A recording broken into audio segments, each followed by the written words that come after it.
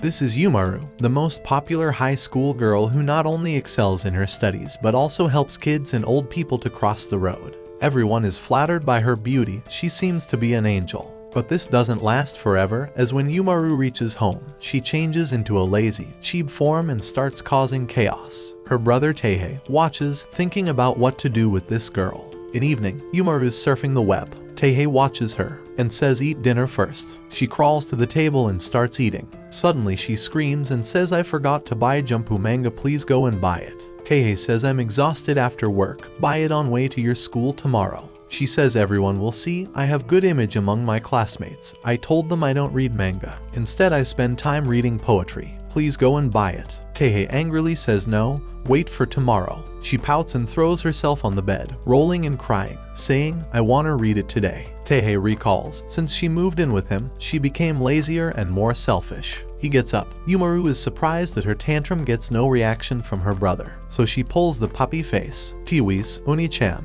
Teihei shouts, no. Shocked by this, she starts screaming and crying. She swears she will never ask for anything else ever. He says shut up. He gives in and gets the manga for her. He tries to lecture her to learn patience, but Yumaru doesn't care and asks for potato chips, which only enrages him. Next day, her friend Abina asks, why are your eyes red? She replies, I got in a little spat with my brother. She tells same story to her classmates, and guys call her brother terrible. She smiles imagining her brother calling her terrible. Back at home, Yumaru is trying to talk with her pet hamsters. Teihei asks her, what are you doing? She says just talking about how your feet throw a stink party when you walk. She then hops towards her monitor and tells him, I'm teaching them tricks for making videos. There is a contest. Most viewed video will receive a reward of 1 million yen. There are already videos of pets on the internet going viral.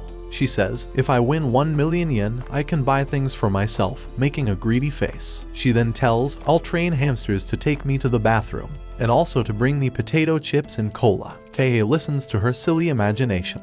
Later while working, Teihei remembers the time when she asks him to buy hamsters, but he refuses. She starts crying and says, I feel alone when you aren't at home, so I want one. Everyone listens, and they look at him with hatred, wondering how he could make a cute girl cry. So, he finally has to buy 2 hamsters for her. She's happy now, after a lot of drama. At present he remembers something and runs to Yumaru, asking, have you cleaned your hamster's cage yet? But she's already fast asleep and is dreaming about 1 million yen. Later that night, Teihei is kept awake by Yumaru's constant clicking on computer. The hamsters keep running, and Yumaru watches the winning video, implying that someone else won the contest. The next day, Yumaru walks to school with Abina. All the attention is on her because she's beautiful. Abina feels ugly next to her. Yumaru asks, what happened? She replies, it's just everyone is staring at you because you're cute. Yumaru says, you're cute too, which touches Abina's heart. In class, Sylphine comes to Yumaru and brags about her 99 score. She looks at Yumaru's mark of 100 over 100 and is shocked. She calls her rival and walks away. Next to Yumaru, Abina gets bad marks and she watches her crying.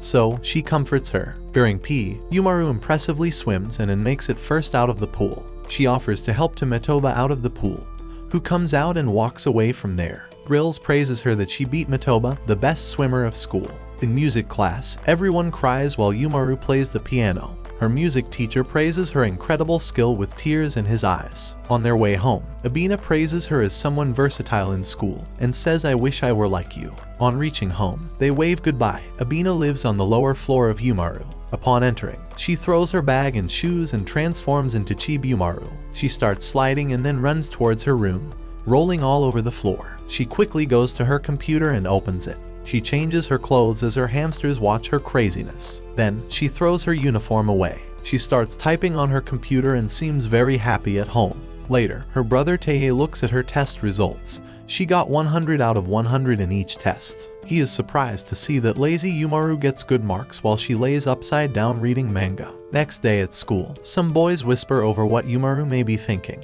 Yumaru then says, maybe I'll do that today. At home, we see a lot of junk food, and Yumaru glares at it. That's what she was thinking at school, she's going to eat it today. She spent an hour selecting the junk food at the convenience store. After a little thought, Yumaru decides that she will watch a movie with her treats and spends the night pairing them off with cola. At night, she's done with preparation and closes the light to watch a movie. She opens a chocolate bamboo shoot and then the chips she decided to eat. and starts eating them. She feels so delighted while she watches the movie. She feels thirsty because of the cookie part of bamboo, so she drinks cola and feels so good. She then finishes off her potato chips and opens a new packet and starts munching it. Overflowing with joy from having her favorite snacks and watching her favorite movie, she starts sleeping. Suddenly, Taehei appears to wake her up for dinner. He tells her that he made her favorite jumbo hamburger steak today. Yumaru is surprised and burps as she tells her brother, "I'm already full." Now, we see a lot of zombies. Yumaru shoots them as they approach her, telling her brother to hurry up and reload. He doesn't know how to do that, and just then, a zombie appears and attacks him. He's dead. They are playing a zombie game, and her brother lost once again. She makes fun of him. Just then, he sees the time and in middle of game he tells her, "I have to go and buy groceries." Afterward, we see Yumaru pouting and walking beside her brother to the grocery. He's confused about why she's angry and asks her, "Why did you come with me? You can play games at home." At the store, Taehei looks back and sees how charming Yumaru is, a completely different person, and people around her praise her, saying she looks like a model. While she is still angry at her brother, she turns away her face, and he doesn't know what to do. He then walks to buy groceries. He takes some chicken but just then sees the trolley full of junk food. He looks at Yumaru, but she pouts. He tries to put some back, but she adds more. This is very annoying. To make her cheerful again, he gets ice cream for her. Suddenly her eyes glow, but her happiness doesn't last as she drops the ice cream. She's about to cry but pouts once again. On the way home, Taehei is very much exhausted as he has to carry all the groceries. He asks Yumaru to give him a hand. Just then, a memory strikes him when she complained about carrying her own bag and offered to forgive him if he played games with her all day next week. He realizes playing games with her will make her forgive him. He tells her, "Let's continue the game when we get home." And Yumaru turns around with a big smile on her face. Later, they play again but Taehei still keeps losing. And Yumaru tells him, "You suck at it." One fine day, Taehei comes home tired. The thought of his sister waiting for him to return and cook gets him more tired. When he enters, he's shocked to see that Yumaru is totally different today. With a smiling face, Yumaru says, "I'm always like this," but Taehei disagrees. Yumaru hushes him and whispers that Abina is around and he should support her. He is shocked to see his apartment neat and orderly despite Yumaru being around. He is even surprised to see she took out the trash. Then he realizes her friend from school Abina is around and Yumaru has to show her perfect public appearance in front of her. Seeing this opportunity, he walks to her, grabs her shoulders and says, "Feel free to come whenever." Abina gets flustered, says, "Okay." Immediately Abina goes home after thanking them for the meal. Yumaru transforms into a chibai otaku again. She starts drinking cola. She falls to the floor satisfied, calling the drink sinfully good with her eyes gleaming in happiness. She expects her older brother to lecture her, but he doesn't do that because he is impressed with her behavior this time. He even bought her favorite Octoballs snack on his way back from work. However, as he opens the bathroom door, he's shocked to see that Yumaru had packed all the trash in there. Very irritated, Taehei shouts at her, "Explain yourself," but Yumaru runs out complaining about the wasabi-flavored snacks he bought for her, telling him she is the one that is supposed to be angry. Meanwhile, Abina is back in her apartment still blushing at the thought of Taehei grabbing her. It is early Sunday morning. Chibai-looking Yumaru stayed up all night playing games. She is bored because she does not have anything to do other than wait for her Sunday morning shows. She drinks some cola and sees her brother sleeping peacefully. She mischievously wakes him by shouting into his ear with a megaphone, "Oni-chan, it is time for work." Taehei jumps awake, looks at the time to see it's 5:15 a.m. on Sunday and glares angrily at Yumaru. She grins and tells him, "Morning, Oni-chan." With heavy eyes, he begs her to sleep, but Chibai Yumaru refuses. However, she thought of lying next to him in her pretty outdoor face so he won't be able to sleep. But she ends up falling asleep with her brother. Taehei watches her, saying she couldn't stay awake to go through with her plans. Looking at the system, he realizes she has been playing games alone and with a smile he decides to join her later. He falls back to sleep. She wakes up angry with her brother as she had missed her Sunday morning shows. On her way back from school with Abina, Yumaru gets a flyer which is for a rock-paper-scissors tournament. Yumaru happily stares at the flyer with sparkles in her eyes, because it is a rock-paper-scissors tournament for a super-sized Necolumus plushie. She hears Taehei come home and runs to him. She shouts, "Oni-chan, you got to help me," and jumps with the flyer on his face. For his sister's sake, Taehei calls off an extra shift at work. But on realizing it's for a super-sized Necolumus plushie, he gets very angry. However, Yumaru makes a puppy face, blinking her eyes. She tells him she just wants to have fun with him since he was always busy working. Falling for her tricks, he enters the tournament through the north gate and Yumaru goes through another gate, and then he realizes that Yumaru separated to improve her chances of winning. As the tournament begins, Tae makes it to the finals, and he is surprised that his opponent is Abina. She gets flustered seeing him. He defeats her. On their way home, Abina tells Tae he was good at the game. Seeing her look flustered, he gives her the supersized Nekalumus plushie because she seemed to really want it and he thought that not winning would affect her relationship with Yumaru. She refuses at first, but later she happily accepts it and thanks him. Immediately Tae got home. A very angry Yumaru attacked him for giving Abina the plushie. Apparently, she had been stalking him since she was eliminated from the tournament early. Meanwhile, Abina is hugging her plushie at her apartment calling Tae Oni-chan. So few days later he is forced to buy the plushie off an online auction so Yumaru will stop sulking at him. The next day she escorts him for grocery shopping. Tae sees her mischievous face and tells her no games. With sparkles in her eyes, she agrees, but he knows that she is definitely up to no good again. Yumaru thinks about throwing a tantrum in public to get the game, but also Tae plans not to give in even if she does that.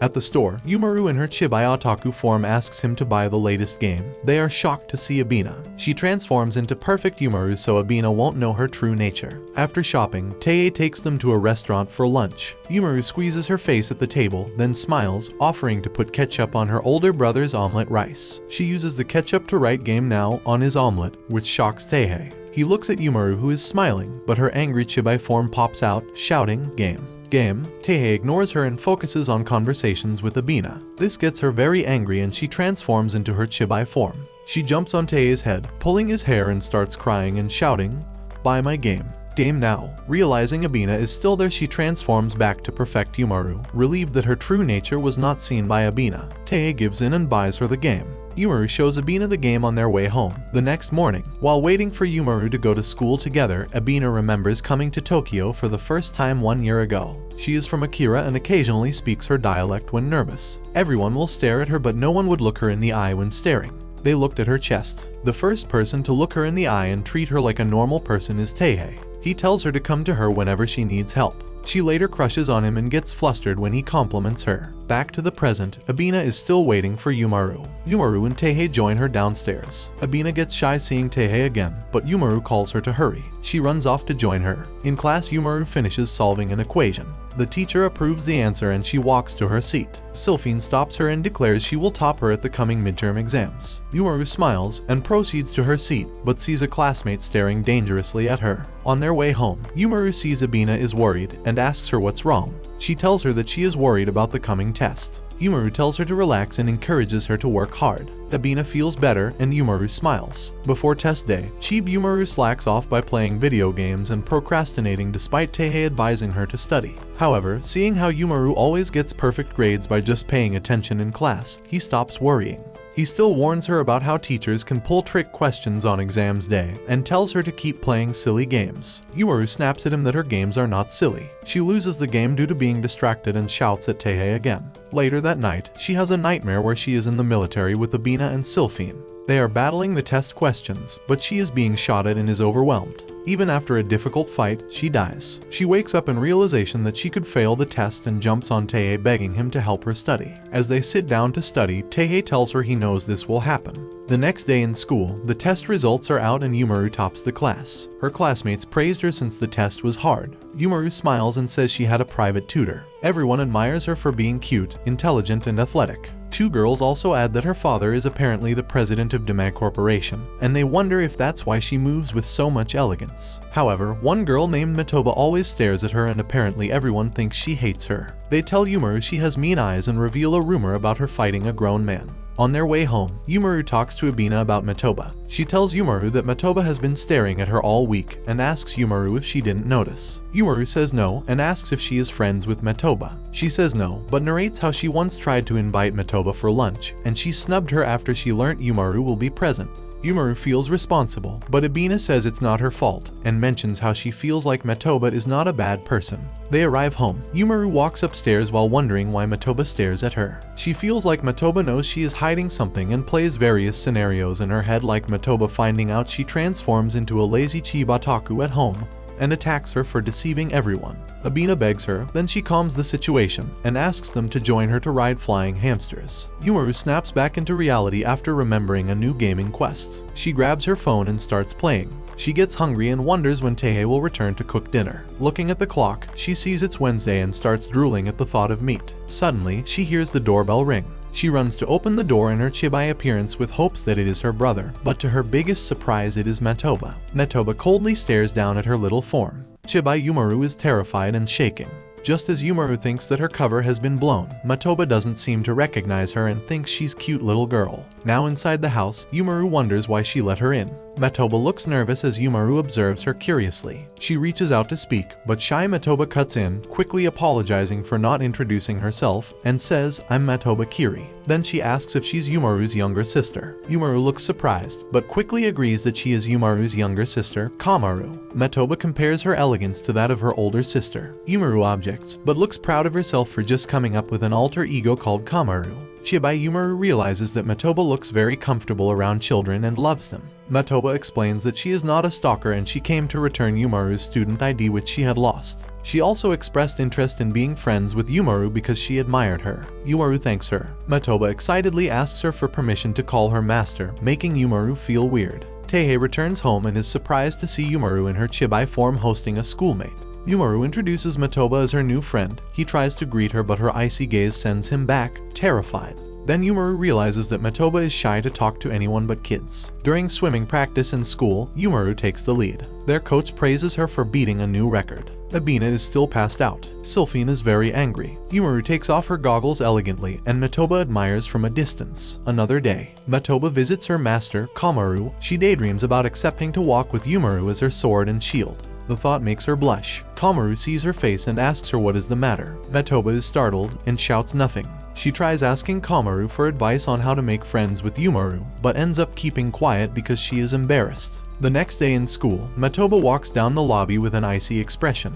Other students are terrified to approach her. However, Yumaru sees her and runs to her, breaking the icy environment. She thanks her for keeping her little sister company and asks her if she would like to walk home with her. Metoba looks very petrified, but agrees. While heading home together, Metoba looks at Yumaru with an accomplished face and Yumaru looks back with a smile, but immediately she sees Abina, she turns cold. Yumaru notices and explains that Abina always walks home with her because she is her good friend. These words rang in Metoba's head. She makes an angry face. Abina smiles, reminding Metoba that they have talked before. Metoba gets more angry, points to another direction and runs off. Sometime later, Metoba visits Yumaru again and tells her she has a rival to defeat. Yumaru looks confused and wonders if she is the rival. Teihei brings dinner and they all eat. In another scene, Chibai Yumaru and Teihei watch a horror movie together. Even though she was scared, she acts tough and tells her older brother she is not afraid. However, when Teihei goes grocery shopping, Yumaru is left at home alone, and she starts remembering scenes from the horror movie. There is a thunderstorm and the power goes out. Teihei returns to take the laundry inside, but is shocked to see Yumaru jump on him crying, "Oni-chan." In the next scene, Yumaru walks down the street elegantly with Abina, gathering attention because of her beauty. Suddenly, she stops to check out an arcade shop that caught her attention. Abina asks, "What is it, Yumaru?" And she says, "Nothing, let's go home." Later she returns and enters the arcade with a scary aura which attracts the attention of all the players inside. The employees identified her as a legendary gamer called UMR, a gamer that dominated every game of every genre and obtained prizes with a single coin. The most dangerous gamer of all. They realize Yumaru has her eyes on the latest Sourpuss Nyankoro dolls, but an employee says, "I've already arranged the prizes in that machine to make it difficult to win." Just then she takes out them, shocking the employee who screams out she aimed for doll's tag. Now she looks at another prize and her eyes shine brightly. However, the employee says to his comrade, "I have weakened the claw's motor, so it won't be easy to take out the prize." But Yumaru is such a pro player that she takes out it also, shocking the man. Yumaru suddenly glares at the employees, walks up to them and makes a cute face while demanding them to put out the prizes she wants. They are stunned by her cuteness. One of the employees walks off to get the prizes. The older employee gives him eye signals to stick to the plan of making winning difficult for Yumaru. However, she wins yet again, which made them cry in defeat. Back at home, Teihei is surprised she came home with many prizes. He complains that "You don't need this many," but she tells him "I want it in different colors," while snuggling one of them. That night, Chibai Yumaru sleeps peacefully while Teihei is pissed that her dolls are all scattered. The next morning, Teihei brings her clothes for tennis class, but Yumaru says, "Can't I doze a bit more?" In school, Yumaru is standing at the tennis court. Abina compliments her for looking good in tennis wear. Yumaru smiles, but in her mind, she just wants to play games at home. The instructor tells them to start by handling the ball. Yumaru looks at the tennis ball and remembers learning everything about it from anime and manga. Abina's ball falls off, but Yumaru finds it easy. She gets distracted when Sylphine calls her, challenging her to a tennis match, and Yumaru accepts it. It's time for their match. Sylphine teams up with Abina, while Yumaru teams up with Metoba. Abina doesn't know how to play, and Sylphine says, "I'll handle everything." The match starts, and Yumaru wonders if it will be casual with the whole class watching. Sylphine screams, "I will surpass you." She serves first with a style she calls Kanzone Sylphine Smash. But just when he makes a victory pose, ball smashes back at the painting behind her. It is Mobita who did this, and Yumaru is also amazed by her athletic skills. And Sylphine is totally shocked. Now, Sylphine and Abina have to serve. Abina gets nervous while serving, drops the ball on her head, and gets scolded by Sylphine. Now it's Yumaru's team's turn to serve. Yumaru feels sorry for Abina and serves gently so she won't hurt Abina. Sylphine excitedly dives to counter the ball, but she breaks through her floral painting.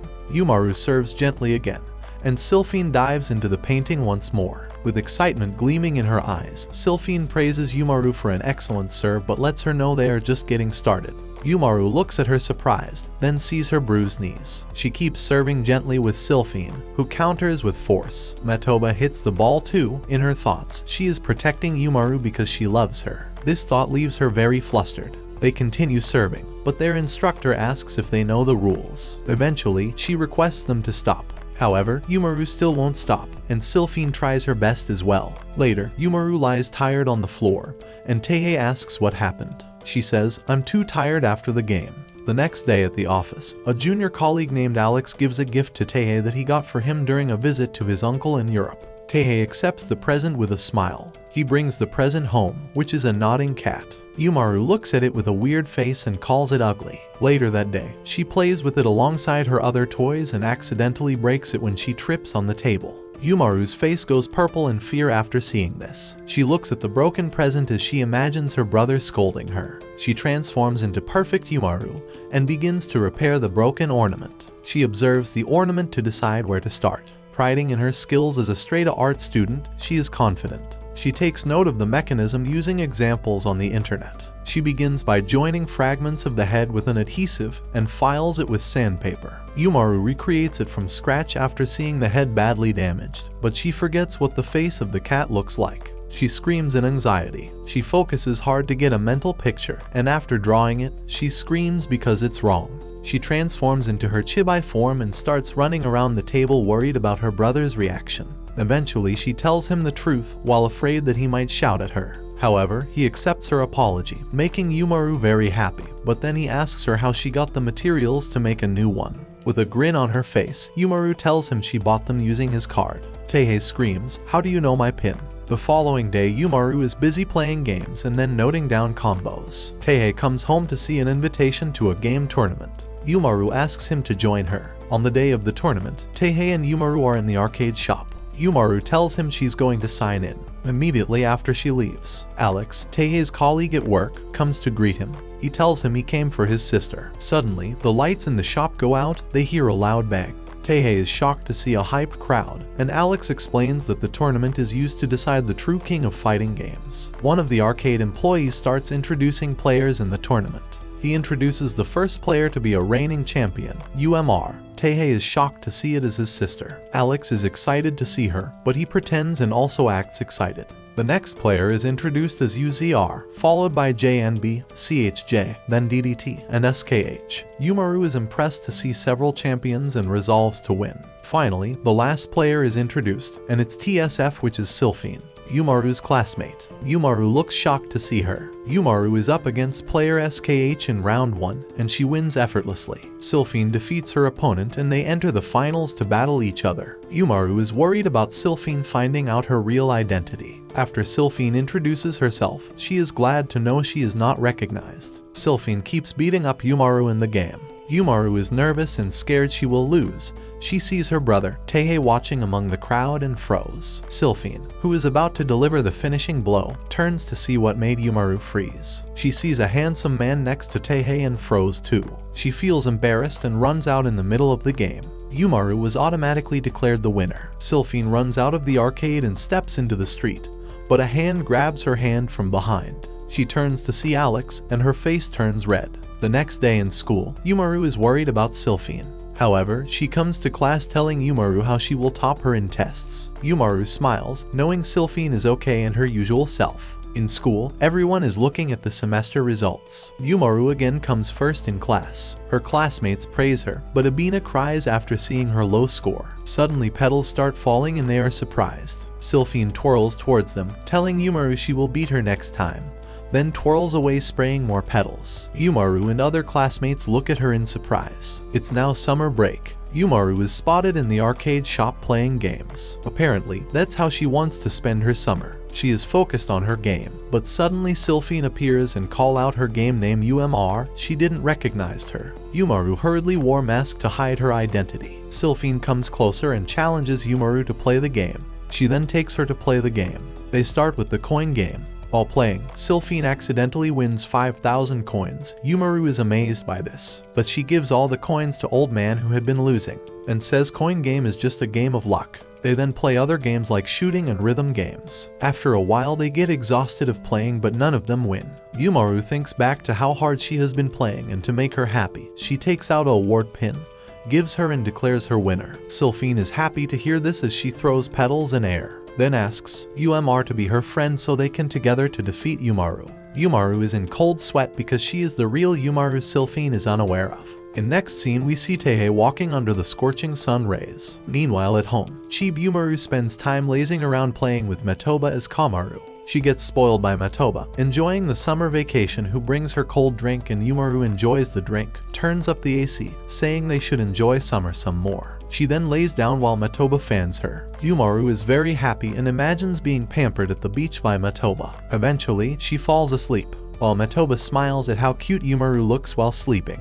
She suddenly screams out, "She's so cute." She touches her cheeks and goes crazy, saying what an adorable face. She tries to get a camera to capture the moment, but Yumaru holds her skirt. She looks back to see Yumaru holding her. Yumaru starts climbing up her body, looking even cuter. She falls down from seeing too much cuteness. Holding Yumaru, she closes eyes and imagines running on beach with Yumaru, sunbathing with her, and playing with dolphins in water. And now she is soundly sleeping with Yumaru. Teihei returns from work to see Yumaru and Metoba sleeping. Annoyed that Yumaru left the air conditioner on all day, he turns it off and opens the window, letting in heat waves that wake them up. He says, "Rise and shine." In the next scene, Yumaru is busy with her tablet. The system informs her that her bath water is ready. She goes to take bath. She cleans herself thoroughly and then rinses her body with the shower. She then sits in the bathtub, enjoying the soothing sensation. While some people like long baths, some take quick bath, while others take milky baths. Yumaru likes her own Yumaru style, which involves flavored ice cubes, potato chips, manga, magazines, and a waterproof handheld console.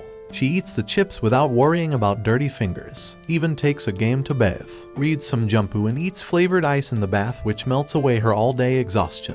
Just then Yumaru notices the bubbles in her bath have stopped. She makes a sad face and wishes to dump more, but she remembers her brother once scolded her for wasting them and hid them. She sneaks into her brother's room while he is busy working on his computer. She grabs some bubble maker from the drawer and tries sneaking out. She gets startled by a noise of Teihei's keyboard and fearfully turns, thinking she's been caught, but sees her brother didn't notice. She scurries off. Back in the bathtub, Yumaru looks very happy as the bubbles are enough. She feels very relaxed, but now she gets thirsty staying in the bath for long. So after bath, Chibi Yumaru gulps down a bottle of cola. Teihei warns her not to drink too much cola, but she looks too happy. She runs off to get coffee, but trips over water on the floor and the cola splashes on her. Next day, while doing laundry, Teihei notices Yumaru only has hamster hoodies as clothes for a teenage girl. He goes to open her drawer, it also have same hoodies. He calls out her and gives her some money. She is amazed to get money and asks, "Are you bribing me for something?" Teihei replies, "It's for shopping, go get some clothes for yourself."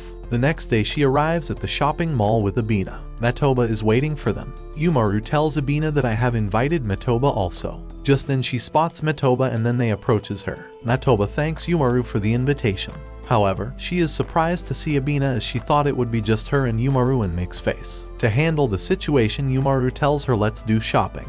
They all look up and are amazed to see many stores in the mall. They enters in one of them. Yumaru spots an expensive outfit and calculates that she could buy 60 colas for the same price. Abina comes in with a dress, asking if they like it, but Metoba glares at her like she can't stand her. Yumaru notices there is still friction in their relationship. She holds their hands and says let's do wild trying stuff on. First they try some bikini outfit, then a cute outfit. They then try a different outfit which make them look really beautiful and cute. Afterwards she tells them, now let's buy what we liked. Walking to the boutique shops she passes by a game shop, but walks back. Her eyes gleams because a poster grabs her attention. It's a latest version of Monster Fantasy. She's confused what to buy as her brother told her to buy clothes only. Finally, Yumaru is walking out after spending most of her shopping money on latest video game and buys cheap clothes. At home, Teihei checks her clothes and asks why they are all plain. She replies it's the latest fashion.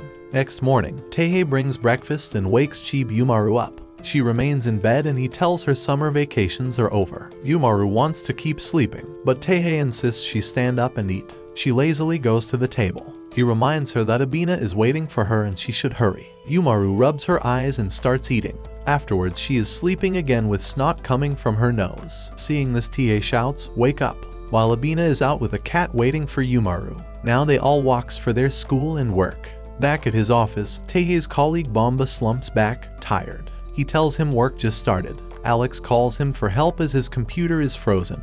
He checks it out and is shocked by what is on screen. Afterwards, his boss gives him some papers and he goes to photocopy them. A female colleague seductively says hi to Teihei, which shocks him. During lunch, Alex and Bomba praises contents of Teihei's lunchbox. They ask if his girlfriend made it. The female colleague stalking Teihei flinches at the thought of him already having a girlfriend. He lies to them that his younger sister prepares his lunchbox. Female colleague feels relieved hearing this. They ask if his sister is cute. He imagines her and answers, no, she is just average. After office hours are over, he goes to store to purchases some beef. He returns home and as he opens door, he finds Yumaru sleeping with her mess lying around. With a smile, he throws her off her sleeping position. Yumaru wakes up afraid and asks if an earthquake is happening. He grins and tells her it's time for dinner, and she welcomes him. At night, while Yumaru is reading, Teihei comes and tells her it's time to sleep. Yumaru says, I'm not sleepy yet, but eventually she has to go to bed. After Teihei is asleep, she turns on the light and checks on him as he slumbers deeply. She then goes to take out the game and her favorite manga, and start playing while eating chips to enjoy her late night time. Her hamsters peek out from their small house, while Teihei looks funny in his eye mask. Yumaru then looks for cola in fridge but gets sad to see there is none. She sneaks out of her door and outside, it's pitch black. She decides to go to the convenience store for some cola but is a bit scared of running into a lunatic. She thinks of using close quarter combat if that happens and moves forward. But suddenly, she screams loudly at something that sparks in the dark. Soon, she realizes it's just a cat and then walks away. Now, she reaches the store. When she walks in, she wonders why there's only one employee at night when in the daytime there are many. There should be more to help at night also. Finally, after securing cola, she walks out. As she is walking towards home, she's so happy with the feeling that now she can enjoy her night happily. Upon returning home, she thinks of entering silently to avoid waking her brother, but Teihei is already waiting for her and is very angry. He asks, where have you been? She gets scared for a while but then says, I just went to the convenience store. He says, it's dangerous. What if you ran into a lunatic and smacks her? The next morning, Yumaru walks to school with Abina, remembering how she stayed up late last night. Later, she practices close quarter combat in case she ever needs it. The following day, Yumaru clings to her bed, not wanting to go to school because her brother also has the day off. He reminds her she's already been home for the whole summer vacation, and she screams loudly. Finally, she goes to school with Abina and Teihei watches them leave. Teihei thinks of cleaning the house, but he remembers cleaning every room and corner of the house yesterday. He thinks of vacuuming the house. Yumaru's snack wrapper gets stuck in it, and he says, so she was up all night. He feeds the hamsters and thinks about what he should do. There isn't any work left. He then starts thinking about Yumaru, who always keeps him busy demanding different things. While the hamsters are still chewing the food, suddenly he snaps back to reality. He gets up and says, I gotta do something. Meanwhile, Yumaru thinks her brother might be having fun without her, and she has to study at school. Back home, Teihei scrolls through his social media and comes across a delicious char siu pork. He then opens the gas and starts cooking it with the help of a recipe. He then goes to sit in his room and starts sipping coffee. Not knowing what else to do, he lies down and eventually falls asleep. He dreams of Chibi Yumaru playing and calling his name, his eyes open, and he sees her staring at his face. Yumaru scolds him for spending his whole day off dozing. Later, Teihei turns on his computer, trying to finish work. As he drinks coffee, Yumaru startles him from behind, and coffee spills from his mouth. She shows him the new game in which she leveled up quickly, but Tae is not interested as he's busy with work. She says, so work is more important than me, and makes face, so Tae shouts at her, go away, I have work to finish. Now, she always annoys him while working, sometimes by showing new flavored chips, other times by showing a new game, and sometimes she just pulls his t-shirt to get him to come with her. Fed up with all this, Tae decides to put a divider in their room. While Yumaru is feeding her hamsters, she asks, divider. Tae tells her by showing that they can put a curtain to divide the room. Yumaru thinks with personal space, she can slack off and she accepts. Tae thinks with personal space, he'll work efficiently. He says, okay, now I'll put up curtains. Yumaru rolls happily to have personal space and starts slacking. That night, Tae was busy working. Yumaru wants to show him something, but she makes an angry face seeing the room division. She peeps at him with sad face, but when he turns around she hides. She keeps peeping again and again. So finally, he calls her out, what's the matter? She says nothing with a sulky face. Suddenly, he saw Yumaru telling him look at this Uni-chan, but soon realizes no one is there. Later, Yumaru tries to prank him but hides as he looks back. He then calls her out and she peeks out and he says it's bit cramped with curtains. Let's open it, and she smiles. From next day, Yumaru again starts annoying her brother. In the next scene, we see Matoba cheering up Yumaru while she plays the game. Suddenly, she gets frightened when Tae calls her, saying, I bought some cola. He worries that she's not yet comfortable with him.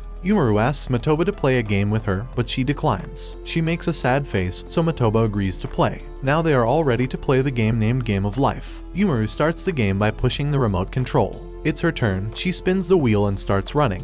When it stops, we get to know Yumaru gets the role of a manga artist along with 10 million yen.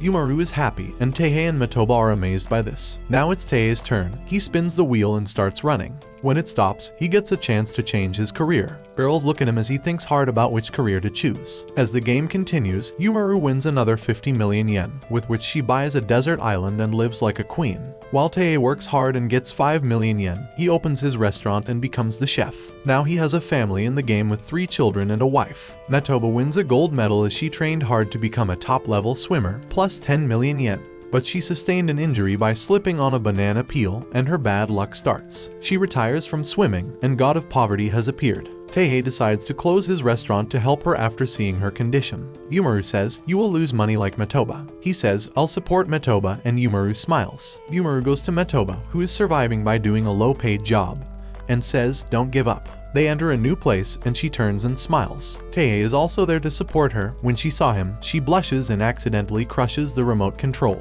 Yumaru and Tae watch her as she checks the control, saying sorry to Yumaru for breaking it.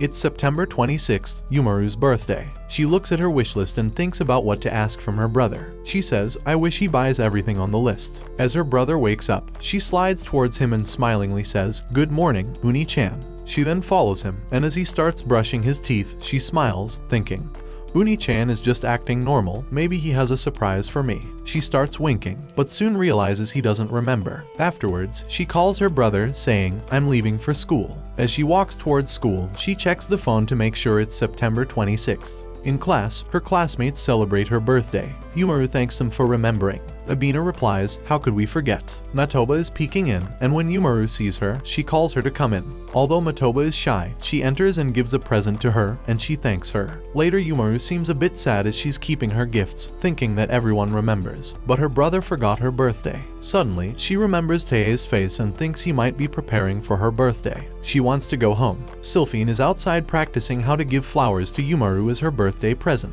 Yumaru runs past her to get home. She runs up the stairs, opens the door, and slides in. She looks at Tae, who is decorating the house for her birthday. She smiles, and Tae embarrassingly welcomes her because he's caught, and she starts teasing him. In the next scene, Tae is cleaning the house while Chibi Yumaru is busy playing a game. She asks him to bring some cola as she plays. He brings it and looks at her. She says, thank you, Ani-chan. He then goes to do other chores, thinking Yumaru has become even lazier. Suddenly, she calls him, asking for chips. After giving her the chips, he takes a box in her room to throw it away. Yumaru calls again, addressing him as Ani-chan. Tae stops and asks, what's now? She replies, just felt like saying, making him feel annoyed. He puts the box in a garbage bag and takes it to dispose of while Yumaru's hamsters are running. Later, Yumaru seems a bit stressed and asks her brother about the box, which was having her doll. Tae looks at her and says he threw it away in the morning. Her doll falls as she gets shocked by hearing this. She asks why, and Tae says he thought he was of no use. In her mind, she thinks, well, I don't really care. But Tae panics, asking if it was very important, and looks at her. She turns around, smirks, then turns back with a teary face. Her words pierce him as she cries out loudly. Tae is completely dismayed.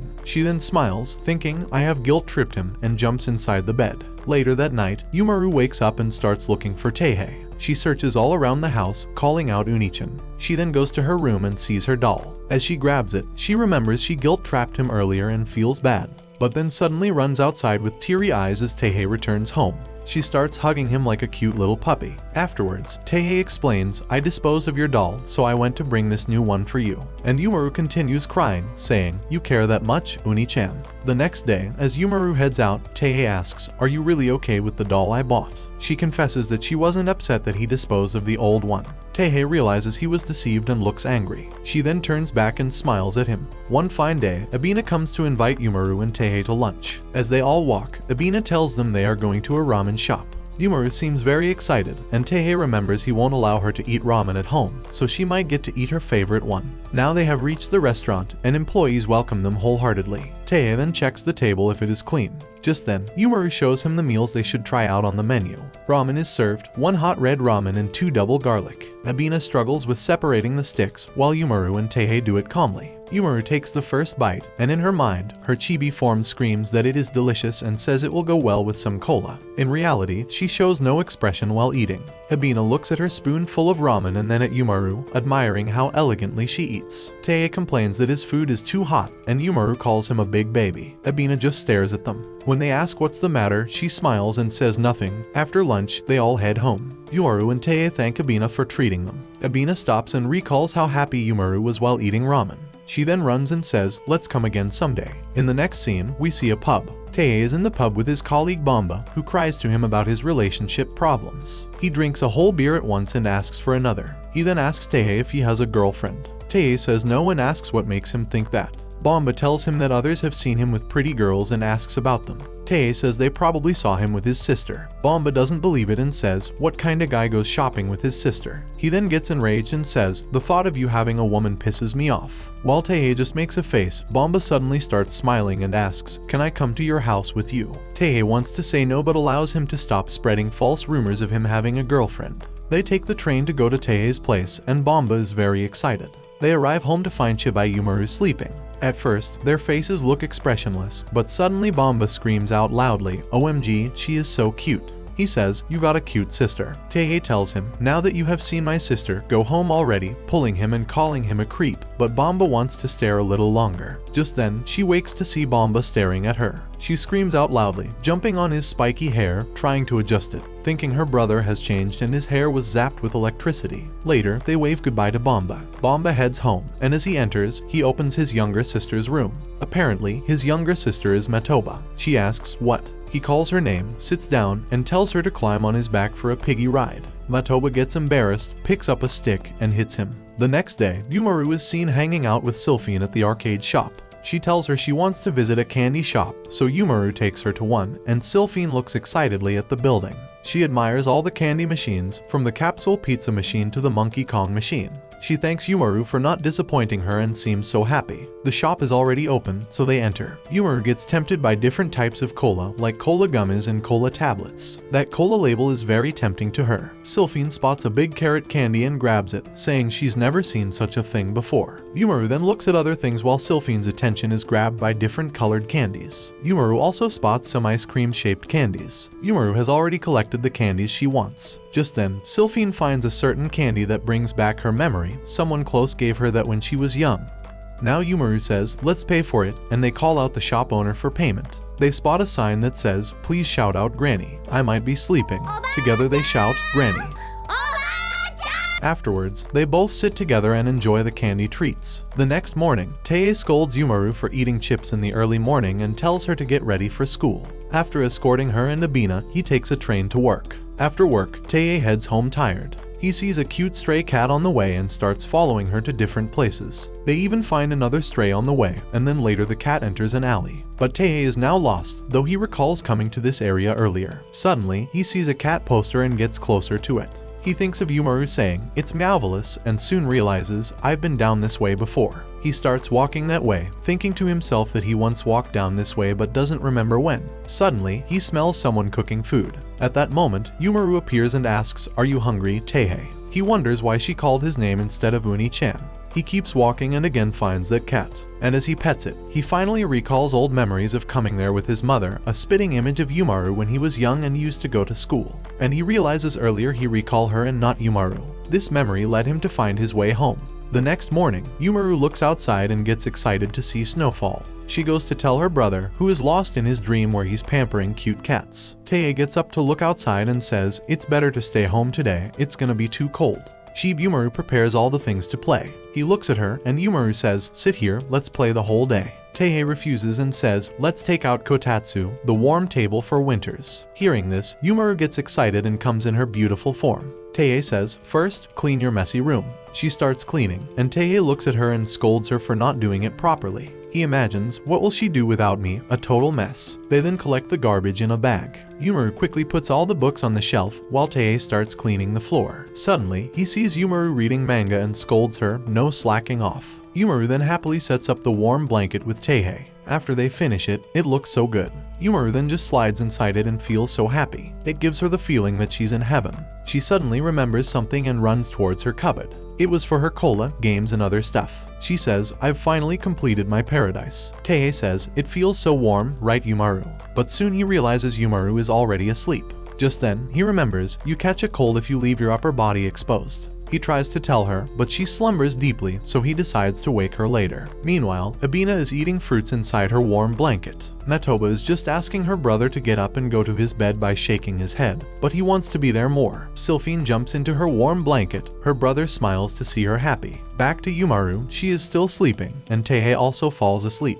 They both dream about playing happily with cats. Now it's the 24th of December, one day before Christmas. Yumaru is doing Christmas decorations. After finishing, she says, "Yes, it's Christmas, which means winter feast. Everyone goes out to celebrate Christmas, but I will stay at home because I don't want to go out, and will enjoy a nice laid-back party at home." She then looks at the time and happily waits for Teihei so they can enjoy. Meanwhile, at the office, Teihei and Bamba are working overtime. Bamba is overwhelmed with workload and says, "Look at the stacks, there is so much left." Teihei tries to encourage him, and Bamba says, "Can't we go back to the old days?" and reminds him of their young, free days. He then asks him, "Wanna dress up as Santa with me?" Just then, Kano speaks from behind, "Are you slacking off?" Bamba is in cold sweat and says, "I was just taking a bit of rest, supervisor." She turns to Teihei and affectionately says, "Sorry for keeping you during Christmas," and Bamba gets jealous. She then asks, "Do you have any Christmas plans?" He says, "No, I'll go back to home." Back at home, Yumaru scrolls her phone because she's bored and is waiting for Teihei.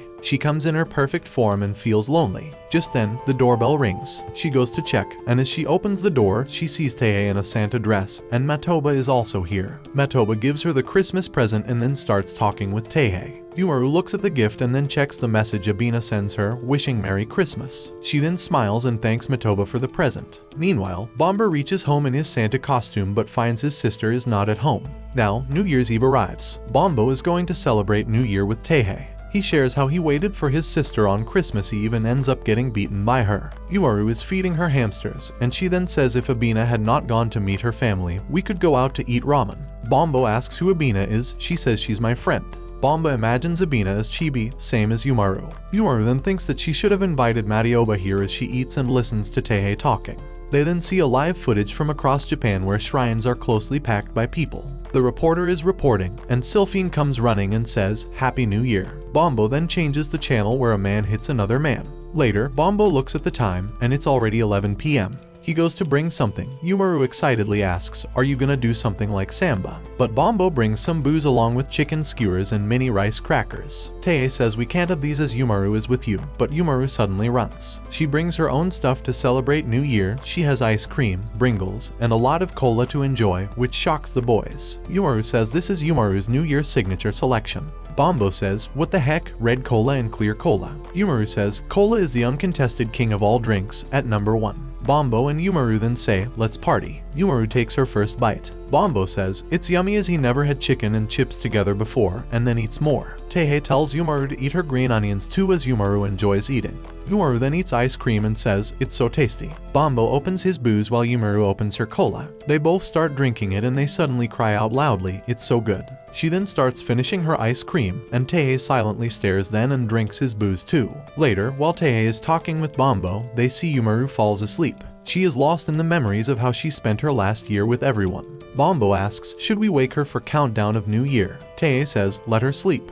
The new year starts, and they both enjoy it with a drink. The next day, Yumaru is playing and lazing. Teihei enters the room. He walks to her and sits. In a serious tone he asks, do you remember the promise you made? Yumaru asks, which promise? And Teihei reminds her, recalling the month of November when Teihei scolds her to start cleaning her room as it's totally a mess. She says, this year is almost over, I promise I will start doing that from next year. Yumaru suddenly remembers and screams, oh no, next year has started. And Teihei replies with a scary aura, so now you remember. She tries to make excuses which enrage him, and he scolds her. He then says, clean your room later, we're going to the shrine first to pay our respects. Now they have reached the shrine. Yumaru looks around and says, it's pretty crowded. We see 3 beautiful girls in kimonos. Yumaru then spots a game named Game of Chance and tells her brother, let's play. There she asks her brother, what did you get? And he reads the slip of his fortune. They then visit other shops. They saw monkeys play, which reminds Yumaru of her hamsters. Now, Teihei gives her a coin for a donation in the shrine, and they both walk in.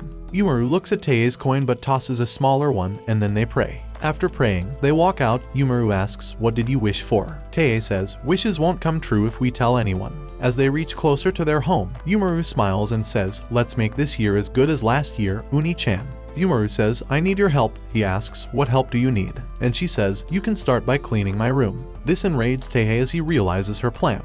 In the next scene, we see Metoba wearing an apron and starting to mix something. She puts out the flour, but some of it falls. Her brother, Bamba, watches her from behind the door. She then starts rolling the dough, but it turns out to have many holes. Her brother appears from behind and asks what she's doing. She tries to hide everything, but the contents on the table reveal she's making sweets. He asks her, tell me, for whom are you making these? She says, shut up and leave. Hearing this, he turns around and walks away. Afterward, she puts the cookies in the oven for baking and looks at a book while thinking about Yumaru's reaction when she gives her the cookies. Suddenly, she realizes cookies are burnt and rushes to open the oven. She starts preparing new ones for Kamaru first and puts the burnt ones in a bag. After baking the new ones, she says, they look so perfect. She goes to get bags for cookies, thinking Kamaru will like them, whom she thinks Yumaru's sister. She happily brings bags for cookies thinking next, she'll cook for Yumaru. But her brother is already eating her cookies. Even though he has almost finished them, she looks at him silently. Smiling, he says, these are yummy, so you are baking for me. As he eats more, she walks away and, in next moment, she's standing there with a long stick.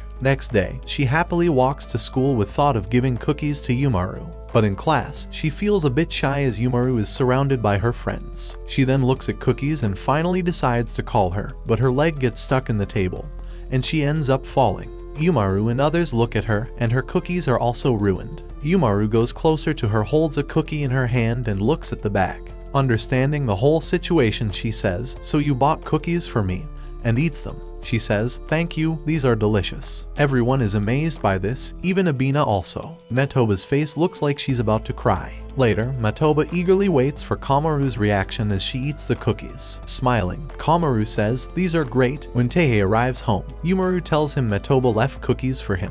Meanwhile, Metoba reaches home and realizes she gave burnt cookies to Teihei because right ones are here. The next day, when Abina enters the mall, she sees a homemade sweet corner. Later, she invites Yumaru, telling her that she bought some stuff to bake chocolate. Yumaru looks at recipe books but gets depressed when she sees that it requires so much work. She puts down the book and tells Abina, I'll be right back. Yumaru returns with Teihei, saying he was at home, so she brought him along. Teihei asks, what's the matter? And Yumaru says, help me with making chocolate. While Abina is flustered because Teihei is around, he asks her, are you okay with me being here? She blushes and says, yes, please stay. Teihei then thinks of the procedure and walks towards the kitchen. Abina looks at him, and suddenly he is amazed. He walks towards Abina and puts his hand on her, shocking her. He moves her aside to have a closer look at her 2 big-sized refrigerators. This even amazes him more that her kitchen looks like it's straight out of magazine.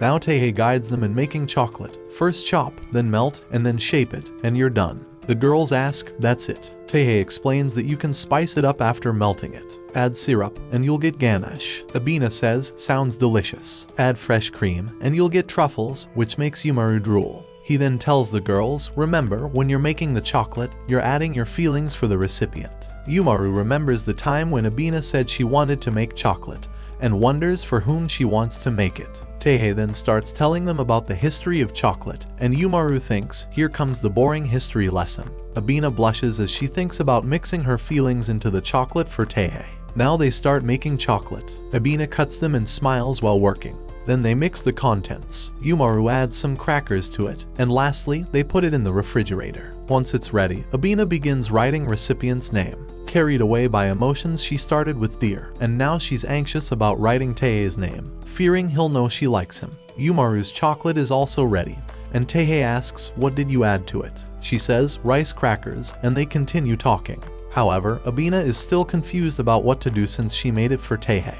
But then she writes the name and says, I have finished. They both get shocked to see that she made it for herself as she wrote her own name. So Yumaru says, well, so's mine, and they both enjoy it. Next day, Yumaru gets a call from TSF, Aka Sylphine, who asks her to come soon. Disguised as UMR, she runs to meet her in an anime shop. Sylphine shows Yumaru a DVD she saved up for her. Yumaru gets happy. They then start exploring the anime shop. Suddenly, Sylphine sees merchandise from an anime series she loves so much. Yumaru suggests let's browse the shop more, and Sylphine gets excited. First, they excitedly see the cute cat toys. Then Yumaru poses like a superhero character. Sylphine smiles with a fish mask. Then she stands behind a weird poster. Now they both imagine each other in different cosplay attire. They both giggle as they enjoy exploring the shop. Suddenly, she sees her brother and hides, saying thank God he didn't see her. Afterward, they both sit at a place and talk about how much they both love anime. Sylphine says, my brother is also a fan of anime. Yumaru asks, so you must watch together at home. Sylphine tells her, no, I watch by myself. I'm a mild-mannered little sister for my brother. It'd be quite embarrassing if he saw me watching anime.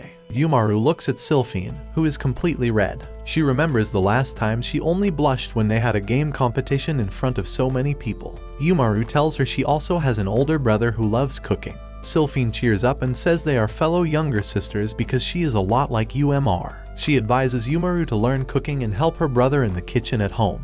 Just then she looks at the time and says, I've got to go home, bye. After she leaves, Yumaru takes out her masks and smiles as she recalls Sylphine's words. Not only are we fellow gamers, we're fellow younger sisters. At night, Teihei tells Yumaru it's time to make dinner. He then starts working in the kitchen. Just then, Yumaru appears and says, let me help you, shocking Teihei. Next day, Yumaru gets ready and tells Teihei, I'm heading out. We see Metoba also heading out from her house. Meanwhile, Yumaru is also walking out. Metoba nervously rings the bell and is trembling. Teihei opens the door and tells her to come in. He tells her Kamaru just left. Metoba is so nervous that even her hands are trembling. He says, you told her you were coming, right? She replies, no, I didn't. Teihei says, that time, the cookies were good.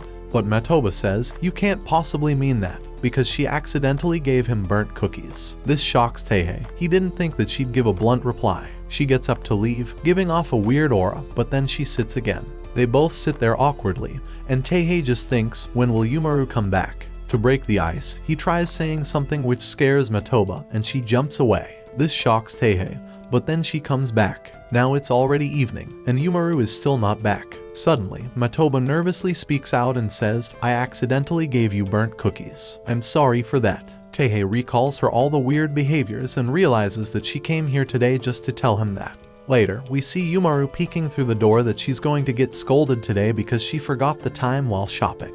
Just then, Teihei spots her and says, welcome back. As she enters, Teihei appears in front of her with a scary look. To save herself, she just runs to Metoba and shows affection. One night, Teihei comes home very late. He sees Chibi Yumaru already asleep in a messy room and then notices an untouched pudding on the table next to her. Yumaru wakes up and asks Teihei if he ate her pudding. He says no. She's so upset to see her pudding is empty. She starts rolling around and shows her anger, saying, then where did my pudding go? Teihei says, look, it's obvious you ate it. He suddenly realizes he can't blame her directly. It's not right to point fingers without evidence. They decide to solve the pudding mystery. Yumaru says, I fell asleep before I could eat the pudding. They make her hamsters the judges, and Teihei asks her questions. She says, I treated myself with cola and snacks before I fell asleep. Teihei says, then you were the one who ate it. Yumaru says, hold on, I always finish my chips before eating pudding, but this chips packet is still not empty. Teihei realizes she's not lying. She then says, you were really tired last night. You came home pretty tired, and you might have been hungry, so you ate my pudding while I was asleep. Teihei says, let's eat pudding, that might jog our memory. He goes to the kitchen and starts making pudding. Lastly, he puts it in the oven and then takes it out from the refrigerator later where he kept it for cooling. He then takes them to eat with Yumaru, saying, let's eat pudding, they're ready. Yumaru walks towards him, and when she takes a bite, she remembers something. Last night when Teihei came back home, he looked at her pudding and said, I'm gonna put it in the fridge. She got up from her sleep and said, I'll finish it now, and started eating. Teihei was changing, and Yumaru said, can you make pudding at home for me sometimes? Teihei also remembers everything in the same moment and asks, you ate the pudding, right? But she turns around with a cute face, dodging his question, and talks about pudding he made being very tasty. In the next scene, we see Yumaru already asleep while playing a video game, and Teihei looks at her, thinking, I keep telling her to sleep in her bed. Suddenly, she sneezes, and we get to know that she has caught a fever as Teihei checks her temperature. She cries, my head hurts, but then smirks, saying Uni-chan will pamper me the whole day. But in next second, she calls her brother not to leave her at home as he says, I'm leaving for work, and walks towards the door. Before leaving, he says, you fell asleep while gaming with the AC on, so just reflect on your actions. I'll come back soon. But Yumaru tries to avoid his scolding. Yumaru makes a face after he leaves, saying, I hate Uni-chan. She then lies down, rolls toward the TV, and starts watching. The next day, Yumaru opens her eyes and wakes up feeling fine, throwing her pillow away. She stands near the window and says, true to form, even my viruses are lazy,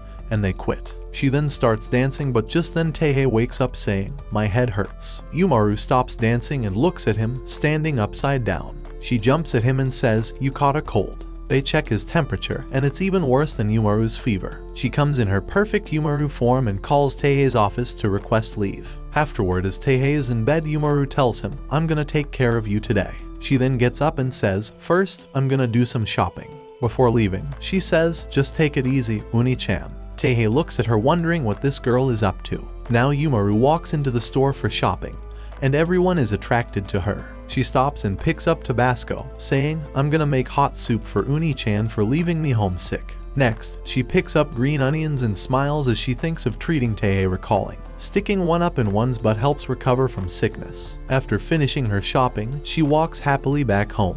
Upon reaching home, she is completely shocked to see Teihei's condition. She bursts into tears, transforms back into her Chibi form, and panics, saying, this isn't funny anymore. She believes that Uni-chan caught her virus, making his condition worse. While Teihei is lying with a heavy fever, she decides to wipe out the viruses and jumps to fight them with a green onion. The virus says let's take her down together, but she fights them back, wiping them away one by one.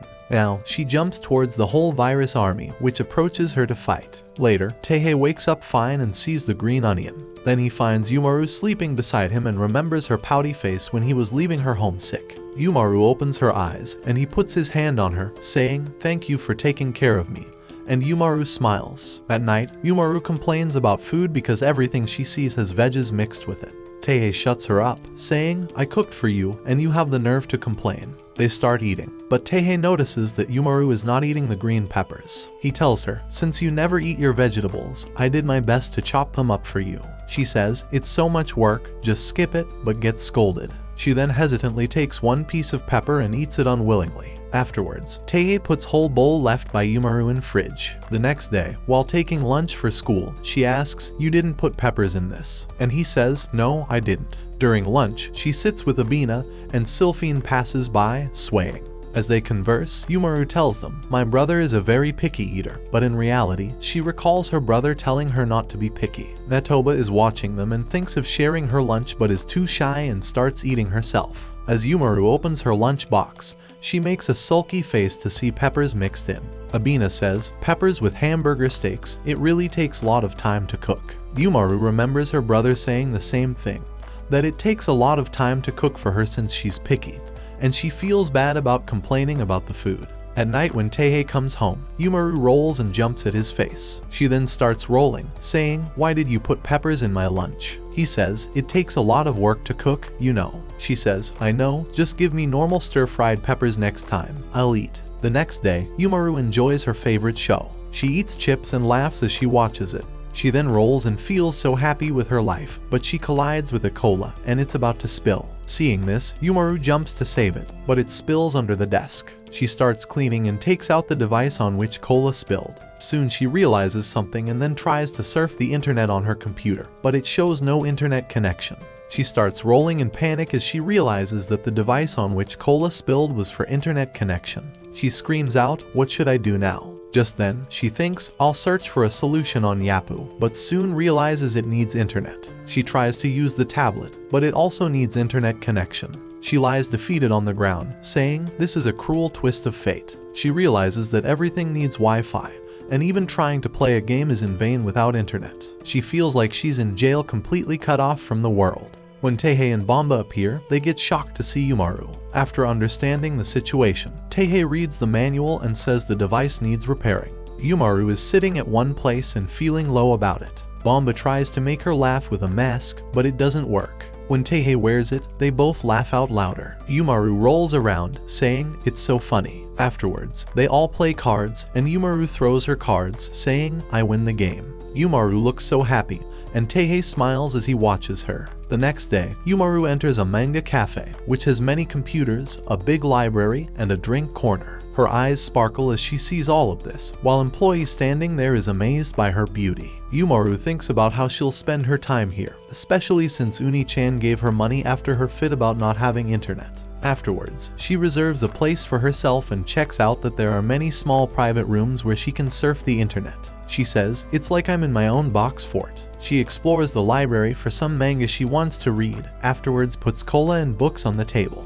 She wears her hamster hoodie and feels so relaxed. She uses the remote to start the massager, giving her the feeling as if someone is massaging her while she sips cola. Now she reads manga and feels so relaxed to be there, and then starts surfing the internet. Hours pass, and Yumaru starts missing her place at home, so she goes to the counter, where the employee asks, "Do you want to leave early?" She says yes and then runs back home. At home, she wears her hoodie and is now back in her Chibi form, happily running toward her room and calling for her brother. In the next scene, Chibi Yumaru goes through some flyers while Taehei cleans up the house. Suddenly, her eyes sparkle as she sees a pizza flyer and says, "Uni-chan, let's order pizza for lunch." Just then doorbell rings, and Taehei opens it, with Yumaru appearing from behind in her perfect form. It's Abina who comes to meet them. She tells them, "I brought some Akita rice for you sent by my parents." She blushes around Taehei as she says this, and he thanks her for the rice. As Taehei moves to get the bag, Abina's stomach growls, and she turns around in embarrassment, her face turning red.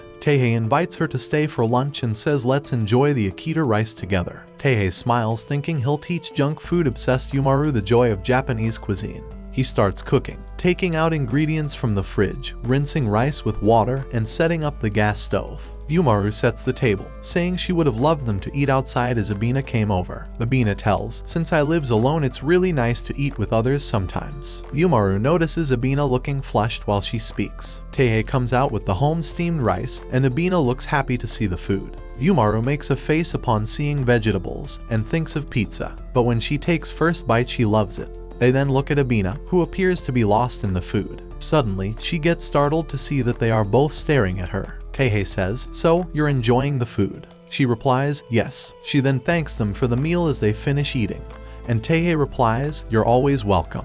She smiles and then spots the pizza flyer on the floor. Yumaru also looks at it. Abina's stomach rumbles again, and she gets embarrassed. Taehei says, "So you're still hungry?" So now they're eating the pizza they ordered. At the office, Taehei and his colleagues prepare for a meeting, and then it starts. Meanwhile, Yumaru goes to the convenience store to buy some snacks. She stares at the snacks, unable to decide which one to choose. In her head, different personalities of Chibi Yumaru come together to decide the best flavor. One Yumaru with evil eyes says they must choose the best one. Another one says potato chips are the best choice. They all start discussing what to choose. One suggests the cucumber flavor, and others make faces of rejection.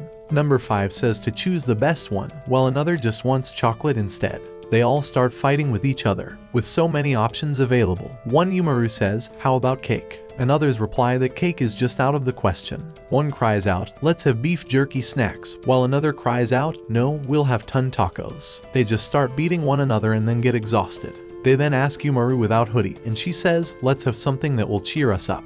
Later that day, Teihei returns home looking exhausted. Yumaru watches him. He puts his bag down and starts changing. Yumaru walks to him and gives him a bag of chips for his hard work in the office, and he smiles and thanks her. He happily tells her that his proposal at work was accepted and assumes that she bought him the chips to celebrate because she was confident in him. Yumaru looks confused, and then she gets shocked along with the other Yumaris when she realizes that she bought it to cheer him up for being rejected. On their way to school the next day, Yumaru tells Abina how her brother has been so happy since his proposal was approved at work. The next day, they meet to go out to celebrate Teihei's proposal approval. Abina gets embarrassed thinking about her stomach growling last time. In the restaurant, Abina's stomach growls again. Looking at the menu, Teihei tells Abina to order anything she'd like. Abina is too shy to choose anything, so Yumaru asks Abina-chan what you wants to get. Out of confusion, Abina says, "I'll have whatever you're having." Yumaru orders a parfait for herself and Abina, and it looks so yummy. Teihei says it's huge and asks if she'll be able to finish it.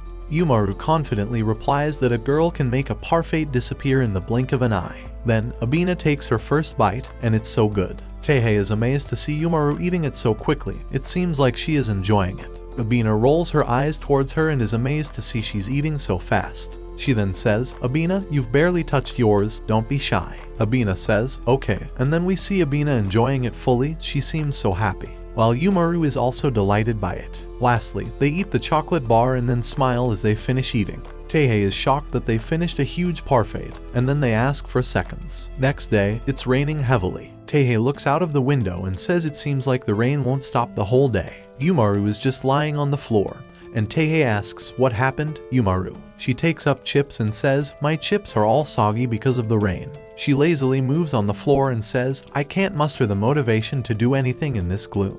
Teihei watches her lazing on the floor, and she won't stop. He suspects she's just using the weather as an excuse to be lazy. Suddenly, he sees Matoba and gets startled because he didn't notice when she came in. Matoba doesn't seem well and says, "I feel drained every rainy season." Suddenly, she gets scared as she's reminded of a traumatic flashback of being alone in the dark. Teihei is a bit scared and wonders if she was reminded of an unpleasant memory. Teihei says, "Enough of you both," as they both don't seem well. He says, "You need to make your own motivation." He says the rainy season has its own good points. As Yumaru says, "How are we supposed to be motivated in this rain?" Teihei tells them, "Let this soothing rain patter tickle through your ears down to your heart." But they both don't get it. He says, "Let's go to the beach during summers," and Matoba gets excited. But Yumaru says, "It's too hot at that time." Teihei replies, "You can have ice cream." Matoba says, "Master, summer is the best," as she thinks of ice cream. Yumaru excitedly says, "Ice cream," and imagines different flavors. Yumaru feels happy as it's the ultimate summer treat. Teihei says, "That's all it takes for these two," and they both dance happily. One day, Teihei comes to wake Yumaru and then walks toward the window. He opens the curtains, and Yumaru is amazed to see that the sun is shining brightly. A big smile comes on her face. She then comes out with Teihei and says, "It's summer, Uni-chan." Next day, we see Yumaru and Abina coming back from shopping. They spot an ice cream machine, and then they sit at a place to have ice cream. Abina takes a bite of her boxed ice cream, and Yumaru opens her wrapper and gets delighted to have it. She then says, "Summer is not summer without ice cream." In the next scene, UMR is seen playing a game with Sylphine at the arcade. She takes out 2 prizes at once, impressing Sylphine but dismaying the employees. They both then sit outside to eat some ice cream. Yumaru teaches Sylphine the proper way to eat ice cream, starting by licking the lids, and they enjoy their treats together. Back at home, Matoba fans her master Kamaru as she watches penguins in a cold region on TV. She then says, "Let's eat ice cream."